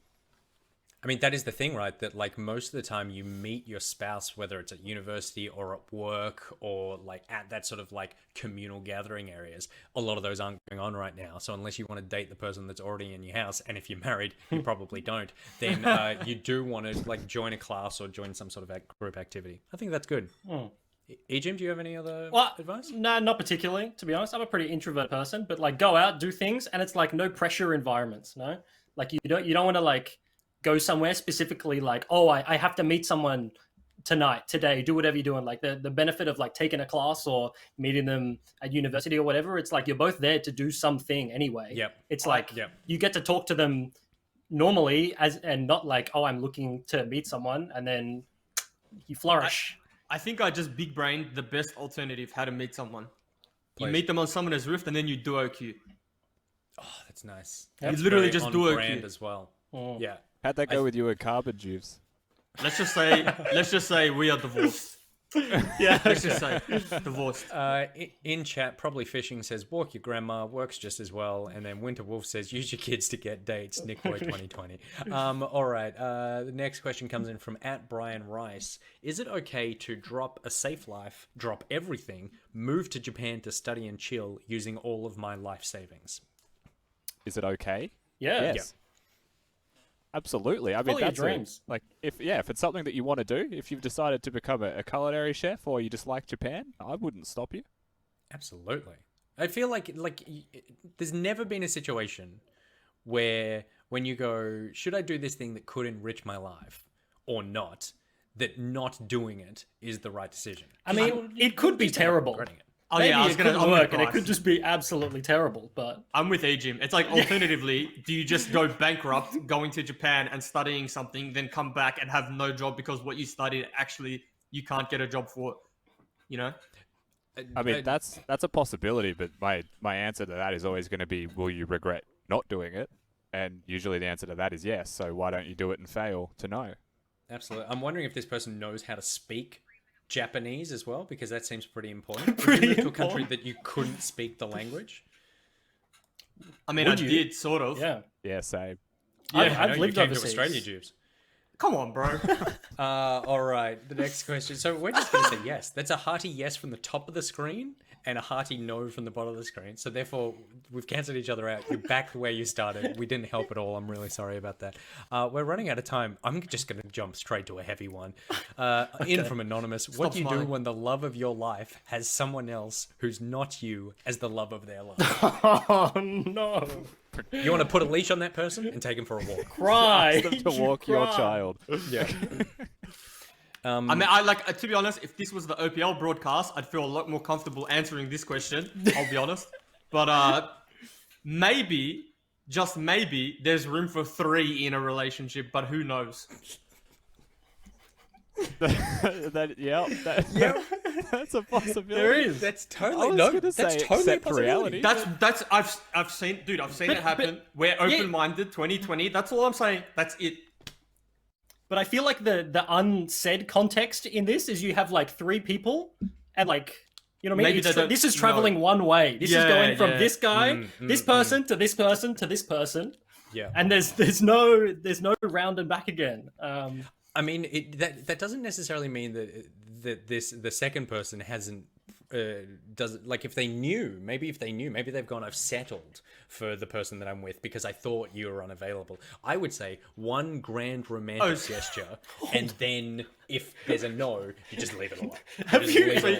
So what you're saying is one person was a rebound, and then when they find out later that they were actually wanted, there's that person that was then a rebound is no longer out in the equation. So then one person's crushed either way.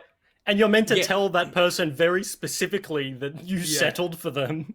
There are 2 people I care about at this question, and the third person, the person I don't care about, is the person who is not the person who asked or the person that they're crushing on. I don't care about the partner. But you want one grand romantic gesture. If the person you're crushing on says no, you just leave it alone because obviously they're happy. Yeah. But if not, I mean, you know, what have you got to lose? You're already desperately unhappy. Jeez. Sure. Yeah, okay. That's, I've It's got not nothing. me saying this. This person is practically crying out to us for help, guys, at the Is question. this the part where we say we're not professionals, our advice isn't legitimate, take it for what Yeah, it's just worth? given. That's a given. I just wanted to throw that one out there because I don't know if we said it at the start. I mean, we are professionals in nonsense. I'm feeling personally attacked by Rusty, so we're going to close the Nick Yeah. bag now. Please, but continue the questions coming, because we'll use them during the OPL, even if you don't come across and watch what we do. We'll still solve your life. But we do, of course, have another nearly hour to fill, so we have some content planned. There's going to be some pretty terrible gameplay, as if what we just saw wasn't bad enough. You're about to get some real Fiesta OPL NPL action. So please stick around and we'll see you right after this break.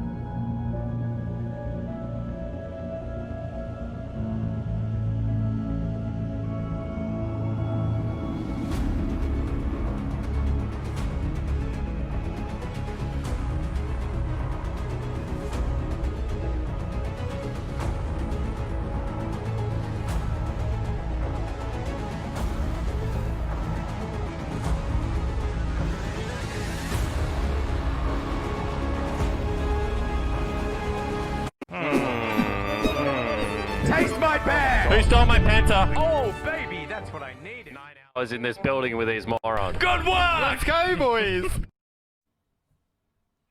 There you go. The question mark, of course, today is Juves. Juves will be joining us in the MPL. The MPL, of course, is the seg where when we finish the OPL broadcast, you've watched some professional league, aspirational league. This is inspirational league. It's basically you're always going to play better than I do. So this is where we either jump in a game against viewers on Summoner's Rift, we jump in an ARAM against viewers, we go in against randoms, sometimes we play some other Riot games. Today we will be doing a five-man ARAM against just against randoms, I think, right guys? Yep, that's a big yep. So let's jump into the MPL.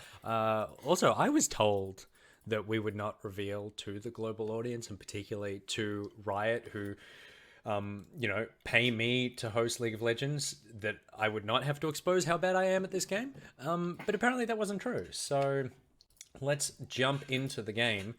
All right. What do we like, boys? Okay. Is everyone re-rolling? I'm re-rolling. I can't even re-roll. I don't even have a re-roll option. You don't have re-rolls?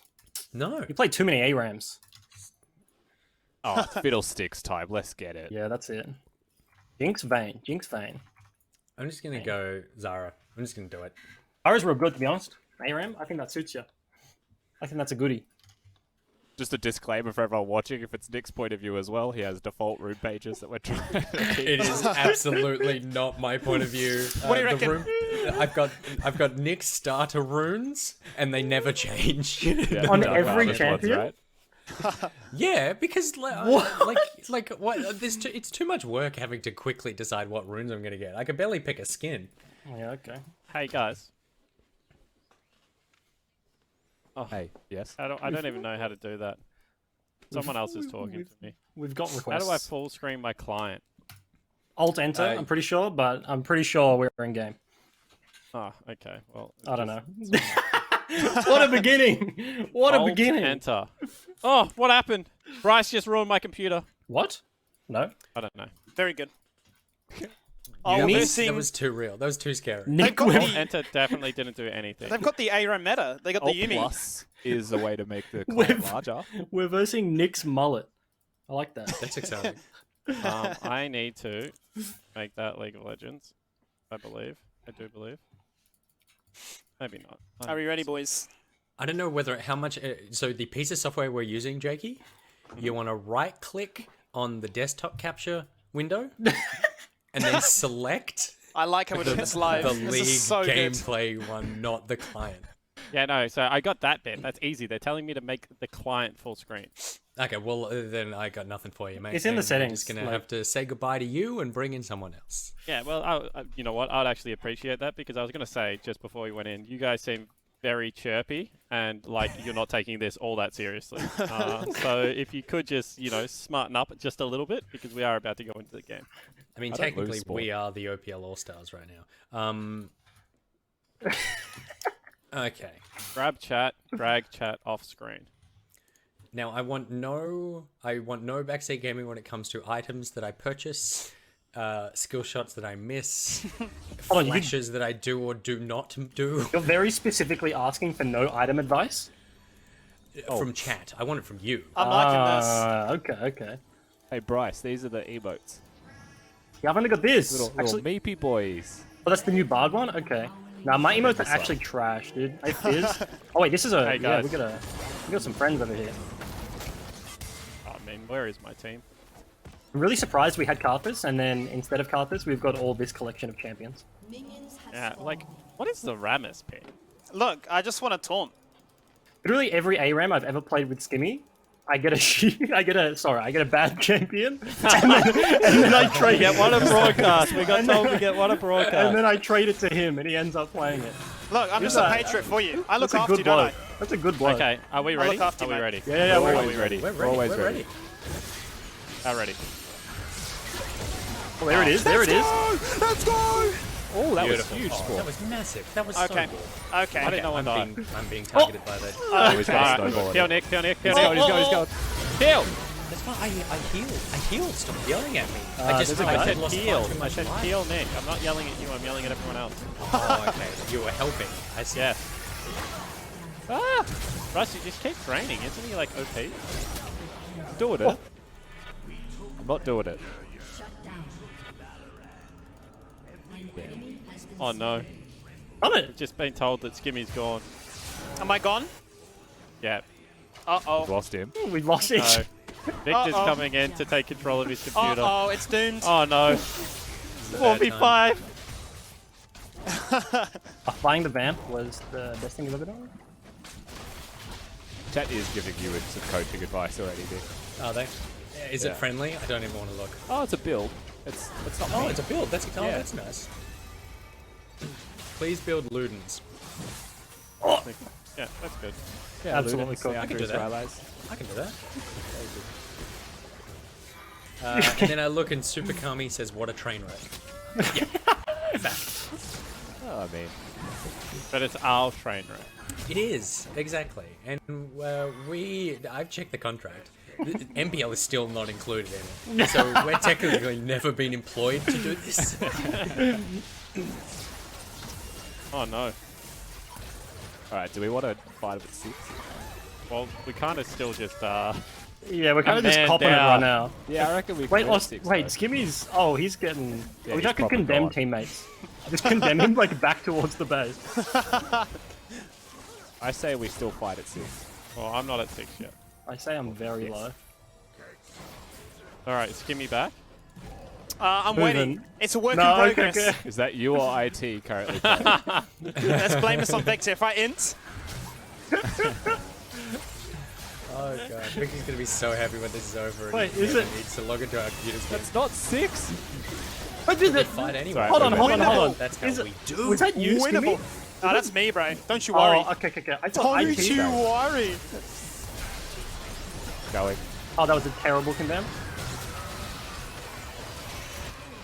Let's go. Beautiful, Okay, boys. Beautiful. Very I'm pog. tanking. We did I'm it. tanking. Oh, He's the tradesman you can trust, Mr. Skip Dog. Victor. On your Vicky. Vicky, honestly, mate, he's an IT technician, but he's also a Grandmaster Smurf. Look at him go. I like it. DJ says, I'm enjoying seeing how other regions play. I feel like this is not representative of anything. Oh, okay. I just think we're wasted the an old industry big standard time. of Oceanic I Roleplay. think that was good. It sent a message. Yeah, that we're willing to do it at any time. Yeah, anytime, Even when any you- place. We're like even when it's not hardcore Bob needed. Holly from the WWE. Love it. Oh no, Skimmy's been hooked. Don't worry. Don't worry, mate. Don't worry. I'm not worried. That's fine. Yep. Look, I ran in front of Nick. As the host of the MPL, I had to protect him. Thank you very much. It's in my contract. President. NPL's not even. I was about to say, Protect right, the the only one It's with in an my NPL contract. contract. It's in my contract, boys. Oh no. Oh, get off me, hold on. That went really poorly. Oh, Why is it oh, on me? Oh, good Oh, it's actually lord. my point of view. I didn't even know. It would have been nice if someone told me, because I'm just staring at the computer like I'm dead inside.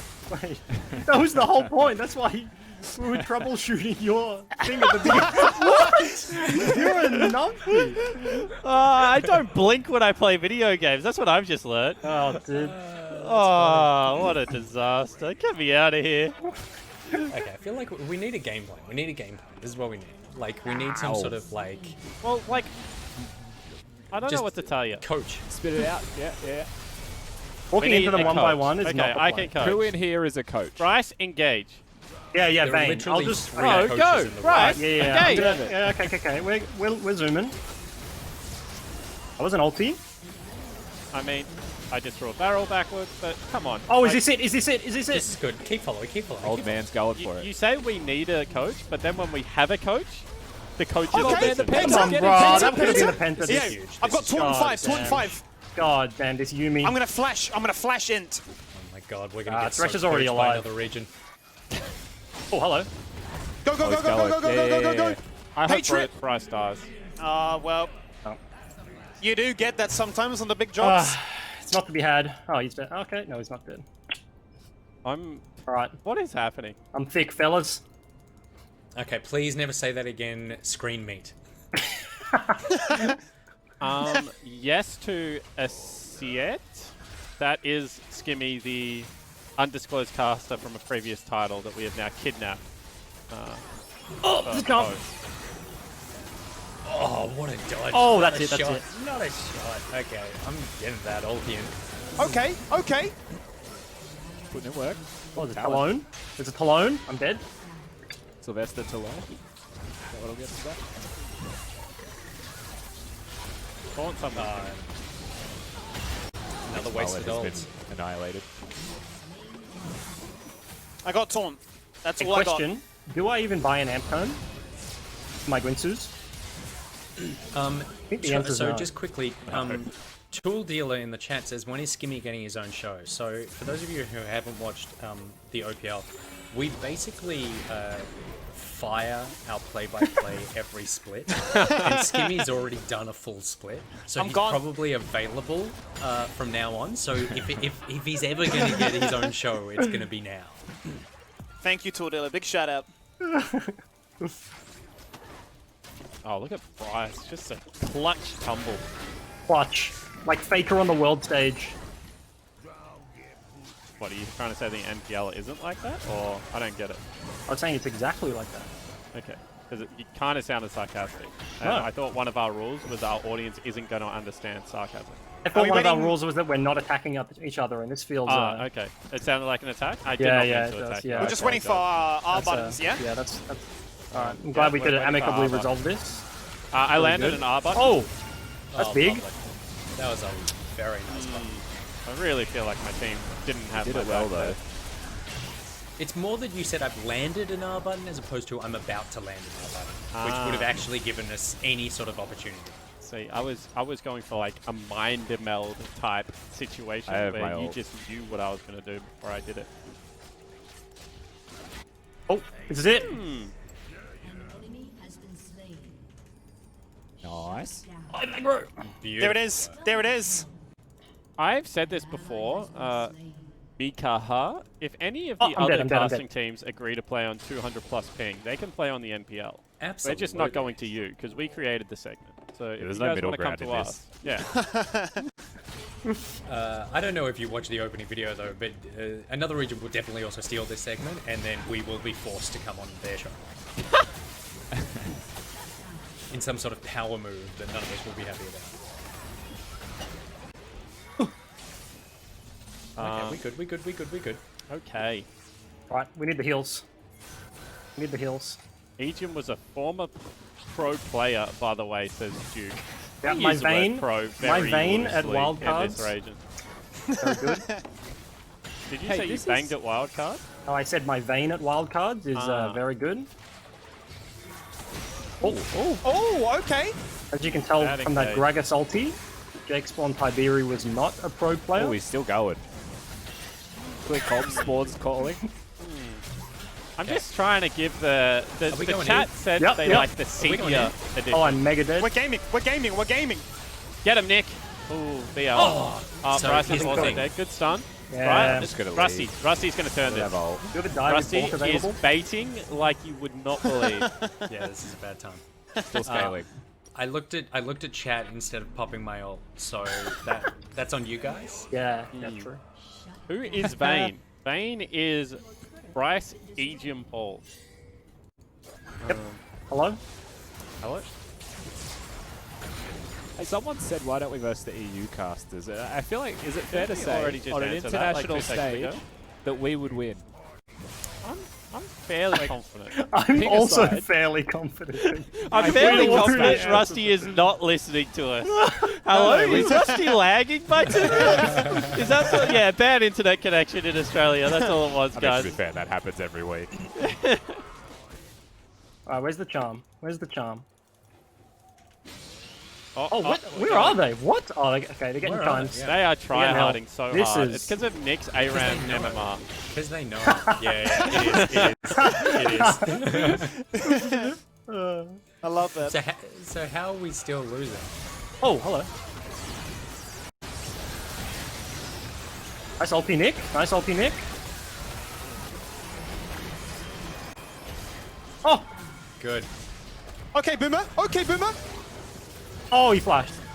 Oh, this That's could have another been the penta. That's another penta. Oh, Right. Yes. Oh, he got it. There we go. Hey, well He's played, brother. finally done it. There we go.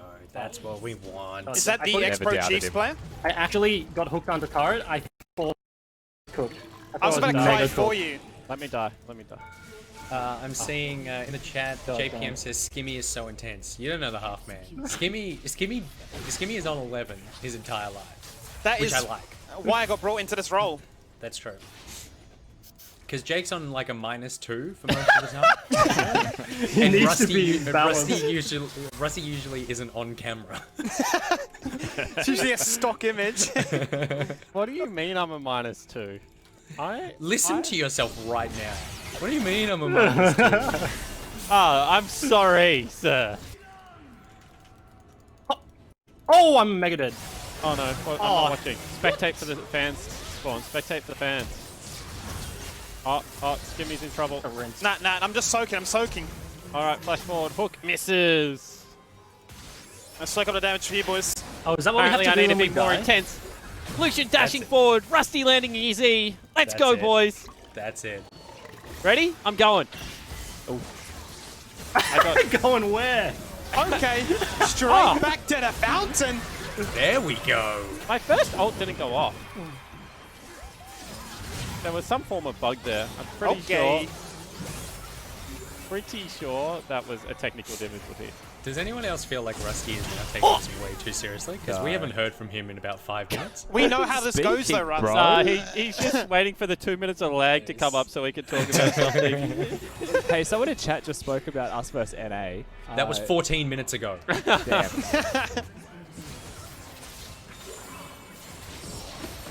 Somebody just rattled on my door really, really loud, and I don't know what's going on. Do you live with anyone else? Should we be worried? I don't know, dude. I don't know if to be worried. Skimmy's in trouble, but we can't help him. Are we going to lose this game in front of everyone watching? Okay. 100%. Front to back. We can't get a Penta and lose in the same game, surely. Yeah. That's a roller coaster of emotions right there. Okay. Oh, he's Bryce is going. gone. He's just eating the charm. Alright, No, Nick! No, you were so young! I did something very stupid there. Oh, there we go. Okay. Under the Nexon. Okay. Do you like how do we pull this out now? Because now I'm getting worried. We generally win the MPL.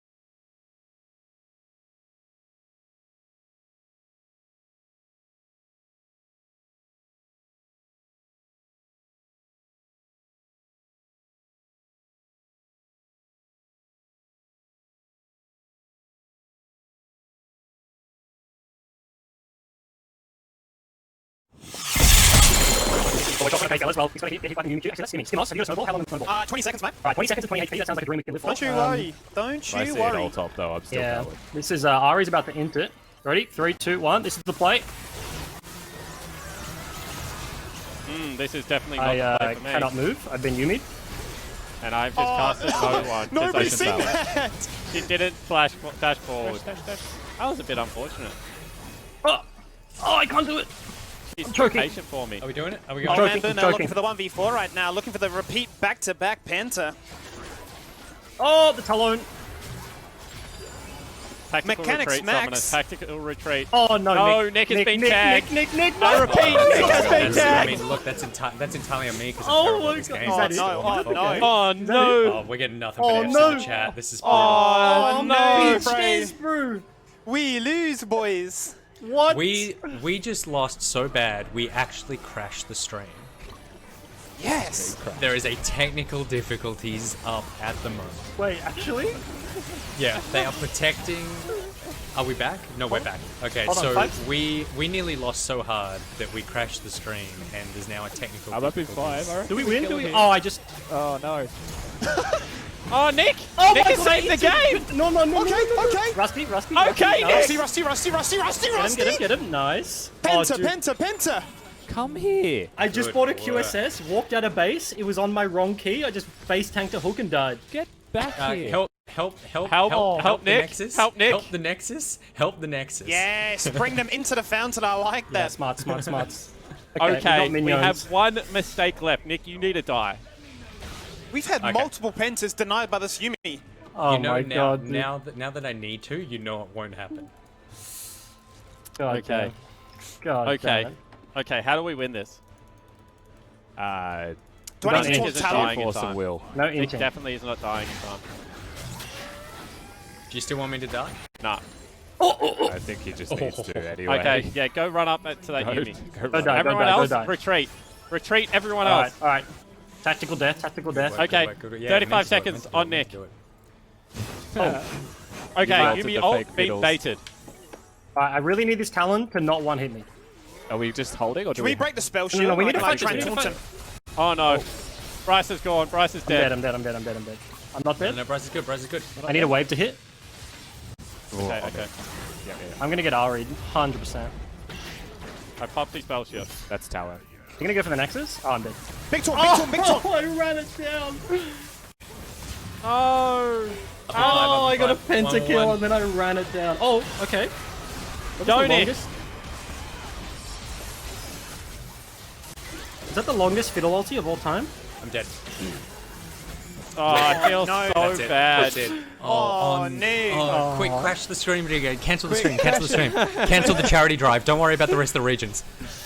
Ah, this is a disaster. That's brutal. That was didn't for get that. charity. You monsters, Gank Dilla. You monster. Nick's mullet. God damn, dude. Nick's mullet. Nick's mullet. Powerful. How can The you do mullet that? Power. My hair is too powerful. That's the problem. I'm The hair actually, is too powerful. Who am I honoring? Who did That was their brutal. job? Ah, My Skimmy. client has crashed. I think give it to Victor. Victor's the champion. Yeah, Victor the IP guy. So does that mean give it to Skimmy? Yeah, I gave mine to Skimmy. Okay, yeah. Okay, I Skimmy, gave I mine gave mine to, to you as well, but I just want you to know that's not for you. That is for Victor. Yeah. I gave mine to Old Mate for the penta. Absolutely huge. That was brutal. That was absolutely brutal. All right, are we playing another one? Because we will figure that out. But we definitely need to take some time, collect ourselves, Mentally reset. reflect on our mistakes, Yeah. and figure out where we're going to go from here. Because that was just too embarrassing to not throw to a commercial break.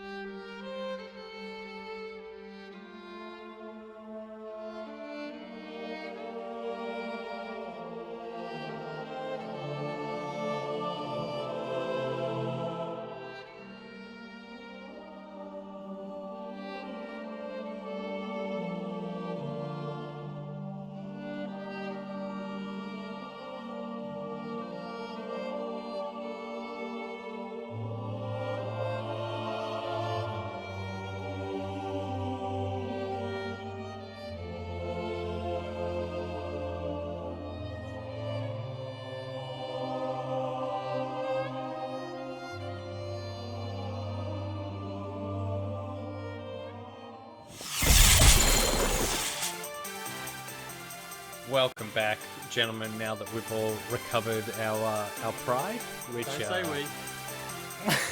oh, Don't say we. That's a good point. That's a good point. How? What would you have done? Well, when we said what would you do during the All Stars game, you said you would have lost. So I'll tell you what. Fit in. During that ARAM, I would have found my hands. Obviously, a lot of you guys lost your hands during that ARAM. I probably would have clicked my buttons a little bit better than you guys as a collective. Maybe would have shot called us to victory. And Bob's your uncle. When we did a rehearsal last night, you actually took us all on in a 1v5, and you held your own more than I was expecting. Excuse me? He could not land a weren't Carthus allowed to Q to end. save his life. That is not the storyline we're going with. No, that is the storyline. Yes, it is, Nick Boy. You are the most handsome, the biggest brain, the highest IQ. Yeah, I'm siding with a winner on this one, so I'm remembering it the way that Juves did. We are nearing the end of our portion of the Streamathon, which has been an absolute blast. We've got 10 to 15 minutes before we head off, so we're going to dive into a one right answer. Another seg we love to do on the OPL. One right answer, we give you a scenario that you have to pick. By the end of the thing, you need to pick this or that, one choice or another, and then we decide who has the right answer. So please, let's roll the titles and get into one right answer.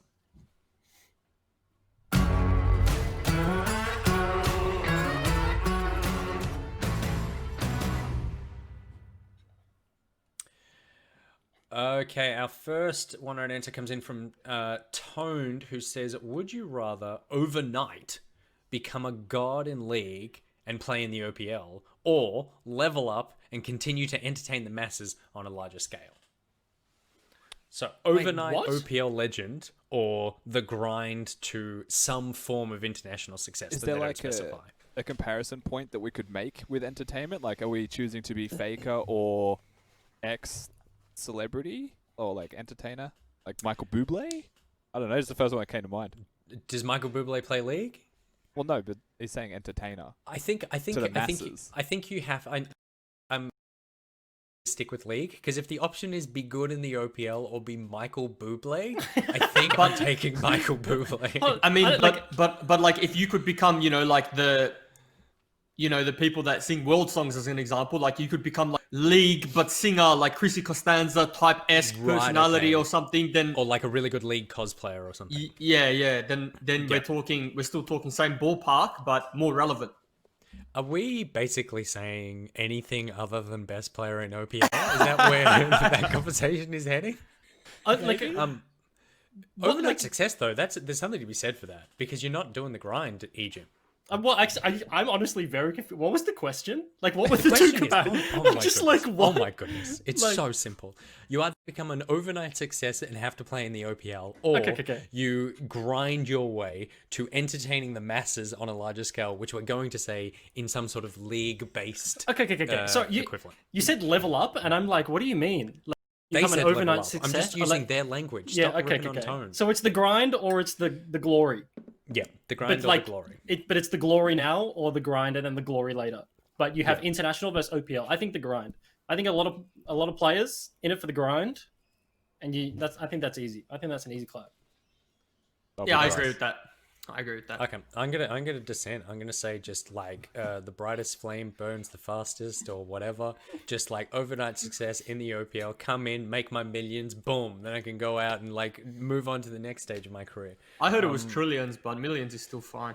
There you go. Well, when you work on my level. Okay, the next question comes from at the Chewy Apple. Would you rather look like Jar Jar Binks for the rest of your life, or would you rather sound like Jar Jar Binks for the rest of your life? I don't know who that is. Yeah, what? I know it's Star Wars, but I don't like Star Wars. Like, can you? Yeah, Star Wars, like the worst, most annoying character in. There is a clear but like who? between the top cameras and the bottom cameras which in this show. Yeah, and it's like clearly like Googling? 15 years. Jar Jar Binks. Oh, that's Jar Jar Binks. We've got to Google it first. Yeah. Oh, okay, yeah. I only know that from Nintendo 64 Pod Racer. Fair. So you either have to look like him or sound like him. Definitely. There's just no winning like in this scenario because you don't want to look like that, but then you've got to sound like that, which is just okay. I think I'd rather sound like that because I can, there's other forms of communication like texting and and voice texts where like I can type it and something else can say it. So for sure, sound like that. Is it right now or is it like in the coming years? Like, can I right now? You age into Jar Jar. Okay, because I'm thinking like in another 30 years, like VR tech is absolutely popping, and it doesn't matter like what I look like. I just 100% all in VR lifestyle, and then you're good. Then you're good as long as you don't sound like Jar Jar One Binks. consideration is you would lose this job probably, or you would get better at the job. That's true. That's true. I mean, to be fair, sometimes Nick Boy sounds like Jar Jar Binks anyway. So, I mean, and he still has the job. Can someone do an impersonation? Because obviously I googled Jar Jar Binks, but I don't want to like go YouTube what he sounds like. So can Nick or Rusty? Nick or Rusty, please do. Come on, guys, I don't know what he sounds like. Yeah, we don't know. Look, us, those of us below this sort of It's line, not Chewbacca. We don't know. No, it's like I haven't seen him for long enough that I'm worried I would dip into something that I would regret putting out into the world. Like I don't. There's a line that I don't want to walk there. Huge disappointment. Ultimately, I think I agree with Juice though. I'd rather look like him. Sound like him because I could be the strong silent type. Like that's my thing. Is that like I carry around like a small chalkboard and write everything on that and hold it up. That becomes what I'm known for. But obviously, I can still keep the beautiful face. If I look like Jar Jar, I can't go anywhere. And I'd probably be kidnapped and put in some sort of... Jar Jar kind of sounds like Vega. Yes. Yeah, that's fair. That's fair. Yeah. That's fair. A 5-foot Vega. Yeah. Okay, next question comes in from Fedora the Explorer. Is it taller or shorter than Vega? Would you rather be the famous author of Twilight or the famous writer of every Nickelback song? Oh! That's a Nickelback for sure, dude. Yeah, Nickelback is the GOAT. What? The GOAT. That was such a I feel like this is genuine as well, and we need to unpack this, Juice. Dude, Nickelback is iconic. If you grew up in if you born in 1994 and then you listen to music growing up, Nickelback is involved in so many teenagers' lives. Yeah, but like in a really negative way. What? How would it be? Is it negative? It's like I feel it's like taxes for. I liked music, Nickelback when he first came out. I'm actually with Jews on this because until I like was about 20, like I didn't know Nickelback was like a huge meme. It's actually a really good point. I grew up with like hearing it on the radio, going to soccer practice, doing whatever, and it's like, oh, I know this song, and then you get Reddit in, I don't know, like at some point, like 20. And then Sully's just look at this photograph. Like look at this graph, and everyone's just like, oh, that's real crazy. I mean, the actual answer here is like it's author of Twilight for sure.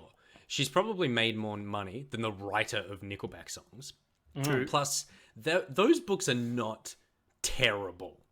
They're not great, but they're not the trash that everyone thinks they are. And you got spin-off movies. No one knows who you are unless your name. I feel like I'm definitely taking. Have you read them? Why don't we I haven't read them.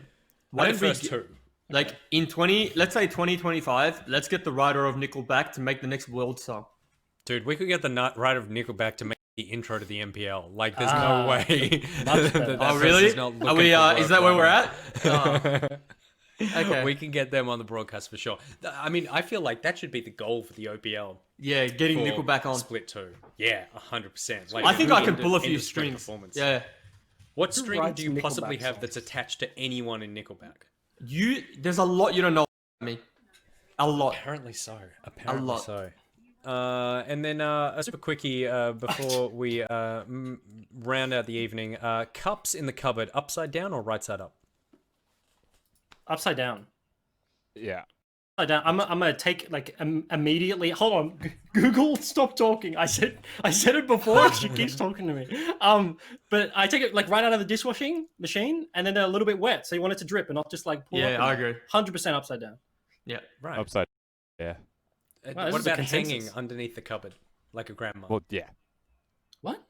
I'm for that. Did you say hanging underneath a cupboard like a grandma? Yeah, there's not the hooks that you grandma put is mugs hanging on. underneath the cupboard. She's got all the Oh. hooks that she puts the mugs on. Right. I misheard. Oh. I thought I don't know what yeah, never mind.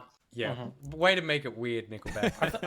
All right, well, that is one answer, and that is nearly it from us for the OPL section of the Streamathon. Thank you so much, you guys, for all the donations that have continued to pour in. Remember that the Riot founders are matching donations 2 for 1 up to $100,000. So please give generously if you can. And a big thank you as well to the sponsors who are helping make the next couple of days possible. One of those sponsors, MasterCard, who are conducting an auction to help show their support for the Riot Games Social Impact Fund at Impact Assets. All you need to do is use your MasterCard to bid on a range of rare one-off items and priceless experiences at priceless.com/MSS2020. It's a very, there's a lot of really cool stuff there up for grabs. So please take advantage of that and take advantage of us. We're begging you. The OPL is starting again on June 5th. And for Split 2, all right, boys, you know how it gets at the end. It's been a long 3 hours, man.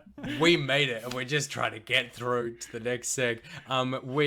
We want you to come along to be part of the OPL for Split 2. So here's a little taste of what you can expect. Thank you very much, everyone, for hanging out for the OPL section. We'll see you June 5th.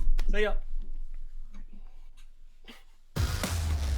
And that's a beautiful Hemo Plague onto multiple members. A shutdown all importantly onto Chippies. He gets himself a double kill. Triple kills. Can we get a quadra? Yes, we can. He's doing what he does. The team fight king. You can only use these ingredients, and you can only cook with this thing. Hey, I'm excited. It's like a fairy pooped in a cup. Big shout out to the little legends that we created. So we've got the Fury Horn there, and then this is the mystery egg the graphics operator was making instead of that last graphic.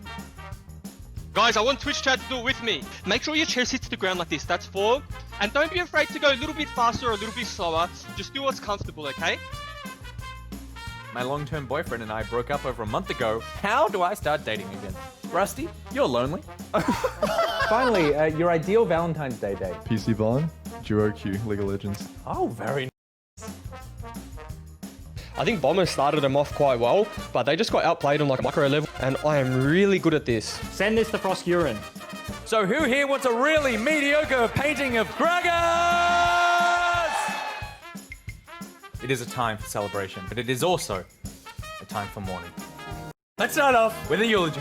5 Drakes to the name, a Baron and everything else. In a counter matchup. That's the carbon response. That's the legacy win right there. Is anyone wearing pants? Oh, you're wearing pants? Some shorty boys. Look at that. What has this become? There's no AFL, there's no NRL, but there is always OPL. Come rain, hail or shine,